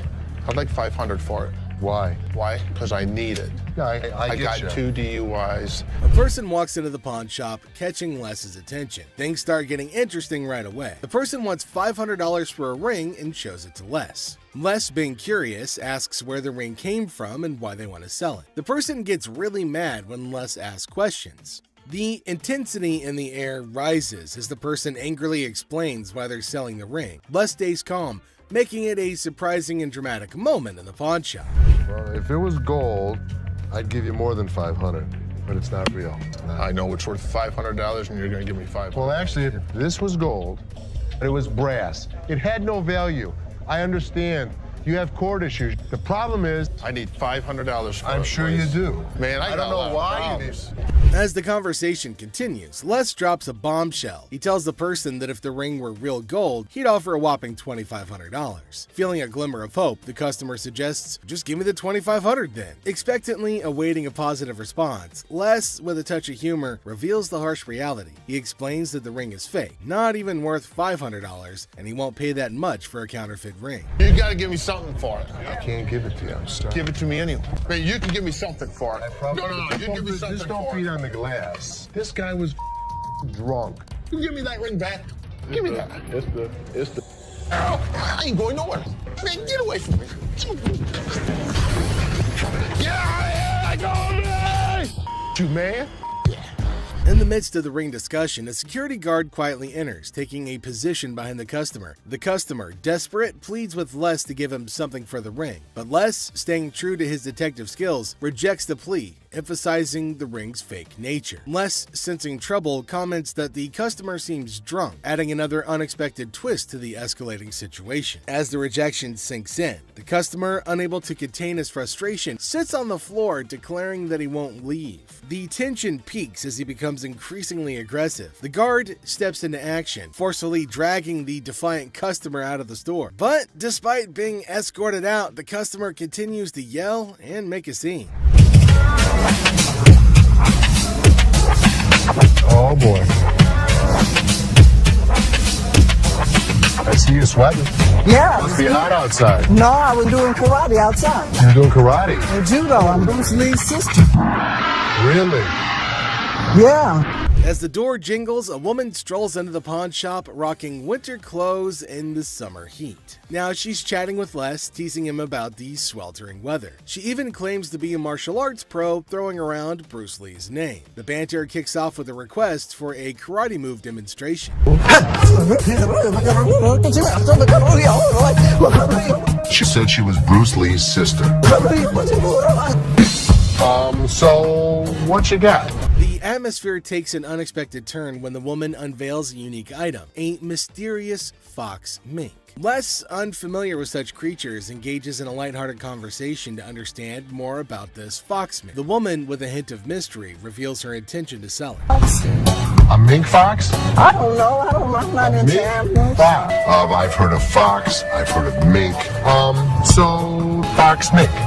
Did you want to pause? As the conversation unfolds, Les dives into the details of the fox mink, trying to grasp its worth. The woman shares anecdotes about the origins of the item, painting a vivid picture of its history. Les, playing the role of the detective, subtly negotiates and gathers information to figure out the best deal. So, how much did you want for it? $50,000. The encounter concluded with the woman deciding to part ways with her fox mink. Les, using his seasoned charm, finalizes the deal. The quirky tale of the winter-dressed woman and her unique pawned item adds an unexpected twist to the usual pawn shop routine, leaving both parties with a memorable experience. Woman comes in to sell me a high-end bottle of liquor. Ma'am, I'm Is that what you're saying? You have no respect. when you want to take a person when they down. Fit the liquor inside the bottle. And anytime you're going to belittle a person. Damn, I didn't belittle you. As the door chimes, the woman confidently walks in, clutching an empty liquor bottle. She aims for a bold move, attempting to pawn the bottle for a cool $100. Les, with his discerning eye, swiftly rejects the proposal, explaining that a filled bottle would fetch a better price. The woman, not thrilled with the response, raises her voice, demanding respect and expressing her discontent. I'll give you $100. It's not worth more than $100. Especially when you say I wouldn't give you $100. Don't you ever walk up to my dad. Hey, baby, don't point your finger. Life after this, don't you dare ever come in here again. In my face. I don't care, you're in my dad's store, and don't you ever think about coming in here again. Turn your ass around. Badass out the door now. Nowhere, Ashley steps up like a superhero. Now, she doesn't just cool things down, she straight up shuts the woman down. With confidence, Ashley tells her to leave and never come back. Suddenly, the chaos turns into quiet thanks to Ashley's quick and firm action. Son of a bitch. Where the hell is he? Rich! He's on the floor. People are waiting to pay us for their merchandise. He's not there. We're losing money. I'd had Rich's back. In the heart of the pawn shop, Les faces a moment of frustration and disbelief. The absence of Rich, a trusted ally for over 2 decades, leaves Les feeling betrayed. The urgency of customers waiting to make payments adds to the tension, and the weight of loyalty becomes a central theme in this unexpected turn of events. Since the first day he came here, over 20 years ago. I feel betrayed. Didn't I just have an employee meeting to tell everybody that they need to step up on their game? I'm watching you and Bobby J talk to these 2 girls. You're out there trying to sweet talk them, trying to bullshit with them. I'm looking for you in layaway. Where the hell are you? I gotta sit in layaway all day long and just wait for something to happen? As the minutes tick away, the atmosphere inside the pawn shop grows more intense. Les reflects on his long-standing support for Rich, highlighting his sense of loyalty that spans a quarter century. He recalls a recent employee meeting where he emphasized the need for everyone to step up their game. Disappointment and frustration seep into his words as he confronts the situation, a pawn shop mystery intertwined with personal and professional loyalties. I'm watching you and Bobby J talk to these 2 girls. They're out there trying to sell their jewelry. You're out there trying to sweet talk them, trying to bullshit with them. They end up walking out the front door. You put me in a position that you were the next to go. In this pivotal moment, Les delivers a stern warning to a fellow employee, Bobby J. The scene unfolds with Les observing interactions and attempts at sweet-talking customers. The threat of termination looms as he recounts the consequences of letting down the team. The dialogue underscores the severity of the situation and the potential impact on job security. Tension rises as Les grapples with the repercussions of the unfolding events. Rich, I'm out. Tell your dad to off. You up your job. As the confrontation escalates, Les draws a line in the sand. The ultimatum is clear: compliance or termination. The final seconds capture the raw emotion and frustration of a loyal employee who feels unappreciated and misunderstood. He knew he was in trouble once we walked through that door. Joe, did you steal from me? Tell me the truth.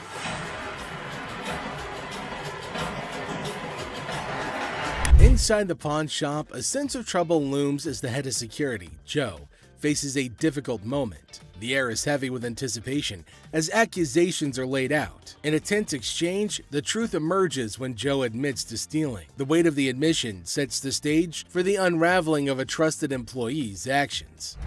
The detectives call in uniformed officers to put the cuffs on. And then he reaches into his pocket and pulls out an assortment of jewelry worth over $7,000. As the admission hangs in the air, the situation takes an unexpected turn. Detectives call in uniformed officers to apprehend Joe. A place built on trust is now shaken to its core as the true extent of the betrayal unfolds. You go this way.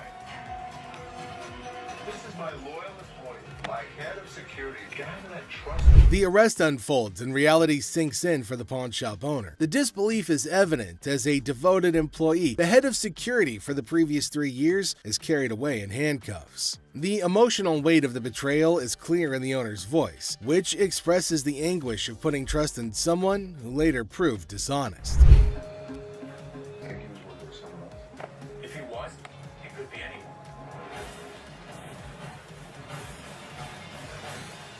As the scene unfolds, questions linger in the air. The owner ponders the possibility of Joe working with someone else, leaving the situation shrouded in uncertainty. The aftermath of the betrayal raises concerns about potential accomplices and adds another layer to the unfolding drama. The final seconds leave the audience in suspense, contemplating the true extent of the security guard's actions.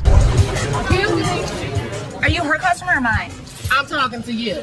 Come on. This lady got so irate because she wanted to be next in line. She wanted to be first. She felt that she was the most important out of every customer. You're next in line, so I'm gonna be right with you. Okay, well, come on. It doesn't matter. What the are you? You're not the police. I can talk to whoever I want to talk to. What are you gonna do? You already know. In the opening scene, Ashley is at the counter with a lengthy line of customers. A sudden disruption occurs when a black woman attempts to cut in front of everybody else. Ashley confronts her, asking, "What are you doing?" The woman becomes upset, but Ashley firmly asserts, "You can't do that stuff here." Goodbye. Come back here. Let's talk right now. Take the receipt. What would you like to do with it, ma'am? I want to pay. Well, you have to go to those windows. No. I come to this line any other time. Not at this window. It's Okay, well, I'm not going to stand in the line. in the wrong line. Get in the other line. And I'm not going to get in another line. I'm going to walk straight up to the damn window. We won't take you. The woman continued standing in line at the counter. Les approached her, inquiring about the situation. She explained that she wanted to pay, but refused to move to the next window. Les informed her that in the pawn shop, crossing others in line isn't allowed, emphasizing the importance of waiting your turn. Care of you. Well, y'all just only See this lady here? All the other customers. Okay, and I always come to this line. I'm sorry. You have to stand in the other line. Okay, well, I'll be back before y'all close. You can do whatever you want in this line. She can't. Can't wait your turn. We'll be back later. Following the interaction, the woman eventually complied and moved to another window. Les, taking action, instructed the workers at that window not to accept their payment. He firmly directed the woman to wait in line like the other customers, reinforcing the shop's policy on fair and orderly transactions. Thank you, sir. Thank you. Thank you. Thank you. Yeah, jackass. Take your bitch. Take Yeah, that's you. and get it. You make me. Sir, we don't want please. this. You can take this stuff. Sir, and sir, put it where listen. the sun don't shine. Listen. I don't know what the problem was. As the interaction begins, the customer expresses gratitude, but the tone takes an unexpected turn. Tensions rise as the customer's language becomes confrontational. The shopkeeper, addressing the situation calmly, refuses to tolerate mistreatment. The dynamics shift from appreciation to conflict, showcasing the challenges of customer service in a brief yet intense moment. Came in here, tried to spend my money is what I did. That's what I did. Okay. And come instead of trying to come in here, I'm not even talking to you. I need a liver transplant. Why? Seriously? They didn't even look at these cards. Sour Patch Kids. The narrative unfolds with the arrival of another customer, visibly intoxicated. The shopkeeper navigates the encounter with a mix of tolerance and assertiveness. The customer attempts to engage in banter, revealing signs of alcohol influence. The shopkeeper, unswayed, maintains composure and subtly addresses the situation, highlighting the challenges of dealing with individuals under the influence. I'm not even out here trying to get this $30. Not paying on my. Wow, 50 for that. Jeff, take him out, please. Better not put it in your car.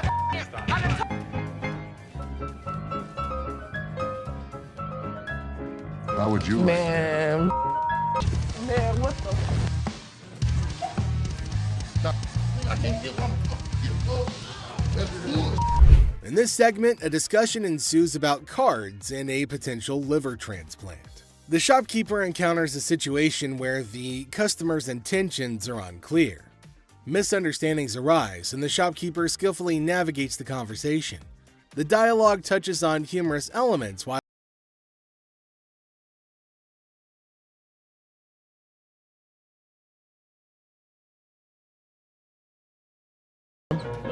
Is it? I don't know. You tell me. Man, come on, you the dude with the ponytail? The wife's racking my nuts on my telephone constantly. Tie 2 earrings in your ears. Does it matter? Just take it off, put it with mine a little bit, let it get a little bit more weight to it, and go ahead and give me my money. Does that make sense? Right this way. I mean, you can't come back. Damn this! Go out my way now! One of y'all touch me! I'll break this. I'm more than happy to go to the ends of the earth for you. When you come in like an ass, you be walked out like an ass. The scene takes a surprising turn as the atmosphere shifts. The shopkeeper reassures the customers that despite challenges, the store is dedicated to going the extra mile for them. The encounter, starting with tension, concludes with an assurance of excellent service. This final part encapsulates the roller coaster of emotions within a brief time frame, showcasing the highs and lows of customer interactions. You just love today? Man, how you doing, brother? What's the deal on this TV here? This TV right here is $400. $400? Yeah. I was in here 2 weeks ago, sold you this mother for $90. Now you gonna ask me $400 for it, man? In the electronics section of the store, a customer named Robert engages in a conversation about a TV with the store employee. The casual tone sets the stage for what seems like a routine interaction. The customer questions the TV's price, sparking a humorous recount of a previous encounter where he claims to have purchased the same TV for a lower price. Are you kidding me? So you're making a $310 profit off me? Bull, man. Can I help you? Who are you, man? I come in here 2 weeks ago, just like I told this gentleman. Do something with your hair, man. And then y'all gonna sell it for $400? You gonna make that much profit off me? As the dialogue unfolds, the customer expresses dissatisfaction with the marked up price, claiming the store will profit significantly from his purchase. A manager steps in, attempting to resolve the situation. Tensions rise as the customer questions the legitimacy of the price hike and demands a resolution, emphasizing the financial disparity between his purchase and the intended selling price.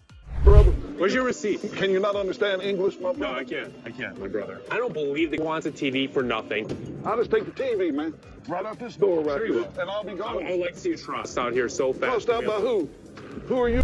Les asserts his role, introducing himself and trying to understand the customer's concerns. The customer, however, remains skeptical, challenging the legitimacy of the store's actions. The language barrier becomes a point of contention as the customer questions whether the manager understands English. The atmosphere becomes charged with frustration and confusion. 2 Green Mile. You're talking luck, and they're not going to be happy. Here, I ain't going out the door, man. Y'all ain't gonna put me on no door, man. I ain't gonna know. The customer threatens to take the TV and leave without making a purchase. The manager issues a stern warning, asserting that any attempt to take the TV without completing the transaction will result in immediate removal from the store. The confrontation takes an assertive turn, with both parties standing their ground. Once I get this TV, man, get up off me. Man, get off me. Man, get off me. I ain't going outside. Get my damn shoe, my damn shoe, player. Y'all got my shoe. You got my money. It's joint. This guy was acting like a total baby. He wanted attention, and he got it. Despite the warnings, the customer decides to leave the store, expressing discontent with the entire experience. He accuses the store of mistreatment and vows never to return. The situation concludes with dramatic flair as the customer exits, leaving behind a sense of dissatisfaction and a promise never to return. How are you? I'm good, how are you? Well, actually, I'm not doing so good. No? My grandma just passed. I'm sorry. I was like hoping to. Okay, so whose ring is this? My grandma's. Oh. So you want to just pawn it, right? Because you want to be able to get it back? Yeah. Okay. Do you have anything else? It's not real. What you mean it's not real? It's not real gold. A guy comes in feeling sad and asks Ashley to pawn his grandma's ring, explaining that she passed away and it's all he has. When Ashley checks the ring, she gently says it's not real. Concerned, she asks if he's got anything else, wanting to help him in a simple way. You saying basically y'all sit up here and waste my time talking to you? You don't waste your time. If you have a TV, you can pawn your TV. What the I look like pawning my TV? Do you have a TV? I need to speak with somebody else because you irritate me flat out. It's acting really erratic and it's making me really nervous. Lower your voice. Don't Lower your tell voice. me Lower what your to do. voice. Don't Lower put your voice. finger in Lower my your face. voice. Lower your Don't voice. put your finger. Ashley breaks the news that the ring isn't real. The person gets upset, saying it's not fake. Ashley suggests pawning a TV instead, but he questions why he should. Despite Ashley's efforts, the man gets angrier, repeatedly telling her to lower her voice. Ashley asks him not to point fingers at her face, but he ignores her. I'm trying to help you solve Like the this, issue. lower your voice. The next thing I know, this guy snapped. Lower Don't your tell voice. me Lower what your to do. voice. Don't Lower put your voice. finger. You got me No, let's go. Let me go. Let me go. On the ground. On the ground. On the ground, mother. The security guard intervenes, slamming the upset person to the ground and then dragging him out of the pawn shop. The situation escalates and the guard takes decisive action to maintain order. Next up, we've got this episode where a heavily muscled individual made his way over to meet Les to complain about equipment he got from the store that got busted. Somebody bought this. This piece of junk I bought in here just a couple days ago don't work now. It's broken. What is it? Little ab lounger I bought here, man. Workout. In the midst of the pawn shop's hustle, a burly customer approaches Les with a complaint. He's upset about a busted piece of exercise equipment, an AV lounger purchased just days ago. Les, sticking to the store policy, explains that they can only provide an exchange, not a cash refund. Tensions rise as the customer vehemently rejects the idea of an exchange, demanding his money back. They can only hand over another item in place of the faulty one. If you had the receipt, I could give you an exchange. I could give you something. I don't want an exchange because it's probably going to be some again. How about you just get my money? As the disagreement escalates, the customer insists on a cash refund, dismissing the option of another item. Les faces a dilemma, stuck between policy and customer satisfaction. The clash intensifies as the customer becomes forceful in his demand for a monetary refund, setting the stage for a heated confrontation. Les could match him word for word without fear. Better be some money. Or what? Or what? There's going to be a problem. How about What that? kind of... Les, accompanied by his trusty companion Byron the Snuggle Bear, stands his ground. The customer challenges Les with threats of problems if he doesn't comply. Unfazed, Les maintains his position, asserting that the store's policy is non-negotiable. The heir becomes charged with confrontation as both parties refuse to back down. I don't need food. As things got super heated between Les and the customer, Byron tried to step in to calm the man down. As the situation reaches a boiling point, Les and the customer engage in a verbal showdown. The customer grows increasingly forceful and Les warns against physical contact. Byron attempts to mediate and calm the customer, but his intervention takes an unexpected turn, adding a new layer of tension to the already heated exchange. Really?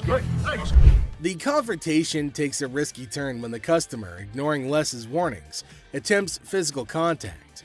Byron, in a misguided attempt to intervene, escalates the situation further. Les stands firm, refusing to be intimidated while tensions continue to rise. Les questions a man's marriage. Les uses a customer's words against her. There's trouble in the office, but Les reminds Seth that he's the boss. Les kicks off the day questioning a man's marriage, using customers' words against her. Trouble brews in the office, but Les asserts his authority as the boss, teaching a disrespectful man a memorable lesson. Les shows that he's not just a pawnbroker, baby. He's a boss in control. Here are savage Les Gold moments. It looks like Les is more interested in this man's marriage than his business. Les woke up this morning with the urge to roast someone, and of all the people he could roast, he picked this guy.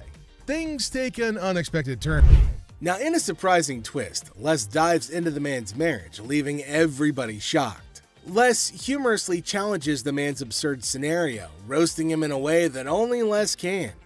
The man's attempt to buy an anniversary present with his wife's jewelry backfires, adding a touch of humor to the pawn shop drama. Get a watch for my wife's anniversary. Oh, it's not your anniversary too? Well, yeah, it is mine too. How many years you been together? 25 years. Oh, okay. How many good ones? So how did you get these? Well, we were going through some of her jewelry. And she said, this belonged to my grandma. They're not real. Les posts a customer's watch request, questioning the authenticity of the jewelry. Unfazed, Les detects the fake and confronts the customer's peculiar anniversary gift plan. The customer tries to defend himself, but Les, in his signature style, keeps it real and uncovers the truth behind the fake jewelry. And hold on a second. How come the old man wants to buy his wife an anniversary present with her own jewelry? That is one hell of a ridiculous scenario. What this man could have done at this moment is leave. But nope, some of these customers love to start drama. This is older than both of us. It probably is. But it was fake when it was made, and it's still fake. Les faces a customer who crosses the line, insulting his family. For the first time, Les takes matters into his own hands, delivering a stern warning. The tension rises as Les draws the line, showcasing a side of him that won't tolerate disrespect towards his loved ones. Man? Okay, I've seen your wife. Listen, mother, there's two things you don't talk about. What's that? My wife and my family. Oh, so here's the deal. For a moment, we thought... Two of you. Here's the deal. Get out of here. Two of you. I'll hurt you guys so bad. Sure you will. Better get in the front. Sure you will. In a final showdown, Les lays down the law. With no patience left, he kicks the disrespectful customers out, warning them of dire consequences if they return. Les reveals his savage side, making it clear that disrespecting his family won't be tolerated under any circumstances. Hello, how are you doing today? I'm good. How are you, sir? That's good. I want to pawn this TV. I can go 100. Excuse me? So here's a guy who wants $400 on a $200 TV. What the is he thinking? People can help me move my stuff back in my mother's house. 100 is not going to do, sir. I need more than that. But I can't give you more. See, it's a used TV. A young man enters the pawn shop seeking to pawn a TV for $400. Les, the owner, declines the initial offer and counteroffers $100. The guy, explaining his need to move back to his mom's house, expresses that $100 won't be sufficient for his situation. You know, I have to get away. You see this? He did this last night. What did he do to you last night? He beat me up last night. You clearly don't see that. See, you know what? You about to cause me to lose my mother temper. I try to give him the benefit of the doubt. I thought he had nice skin. He didn't have any bruises on him. I don't need to call security. You don't need to call them. What The guy made up a story about daily abuse from his roommate, seeking empathy to pawn the TV for his escape. Les remained skeptical, noting the absence of visible bruises, praising the boy's clear skin. In response, the boy, feeling cornered, requests the involvement of security, hinting at a potential dramatic turn of events. you gonna do? What, you from Africa? Oh, okay. Anyway, like I said, can you give me the 400? We sell them for $200. Hold on. Y'all. Thank so much. Friend. Have a nice day. You. Thank you. You better lucky I'm gonna throw this big mother at. Up. Where is my key? Les, trying to find a middle ground, offers $125, but the boy declines and insists on calling the guards. Les, unfazed, reveals the presence of the guard behind the boy. The situation ends with the boy taking the TV and leaving the pawn shop without the need for additional security intervention. How about your fat ass take it out? You work here, ain't you getting paid to do this? I look like a butler to you. I don't give a my gonna come in here and get this motherfucker. You better. His big ass gonna beat your little ass, fat bitch. Hit me with army. Motherfucker, come from behind this counter. A tense situation arises as a black woman directs angry shouts at a guard. The guard, responding defensively, questions her, asking if he appears to be a butler in a moment of unexpected confrontation. You get back there. Your big ass on my way. Get this motherfucking speaker and take it outside. You want me to stop? Take the. You brought it in. You're gonna take it out. So take it I'm out. not picking that up Then and you're taking it leaving it outside. Y'all can get your old ass Take out. your ass out of here. I'm What's gonna your take bitch ass out of here, y'all. You're not going to come in threatening my employees. Who gonna bring it outside? Despite Seth's efforts to intervene, the black woman continues her relentless shouting. Even another guard struggles to remove her. Suddenly, she notices Les, the owner, standing behind her. In an unexpected turn, she bursts into laughter and mockingly tells Les to leave. You know, big ass, you can grab that bitch too, ogre. Motherfucking big ass, Shrek ass following behind me. We will give you the respect and the decency you deserve, but when you're threatening my family, we throw you out of here. Bitches, for life. Taking matters into her own hands, the woman starts leaving, dubbing the guards as Shrek on her way out. The situation takes an unexpected and humorous turn as she adds a touch of sass to her departure. Let's take a look at it. All right. I'm here with my man, and we got in a big argument, and he left me, so I need to He get left back you home. here? To Hawaii. Oh, really? Where about? Honolulu. Oh, okay. Got a ride from my cousin, so you gotta hurry up. There came a woman at Ashley's counter to sell her chain. Now Ashley's looking at her chain to see whether it's worthy enough or not. She's asking Ashley to hurry up as she has to leave earlier as her spouse has left her alone here. Really? How much did you need? I was just trying to knot this for you to be nice, but. 600. What up with that? I got this from one of my aunts in Africa. This is $600. Oh, do you know what it is? It's actually a Tahitian pearl. No, this is from Africa. This is an African pearl.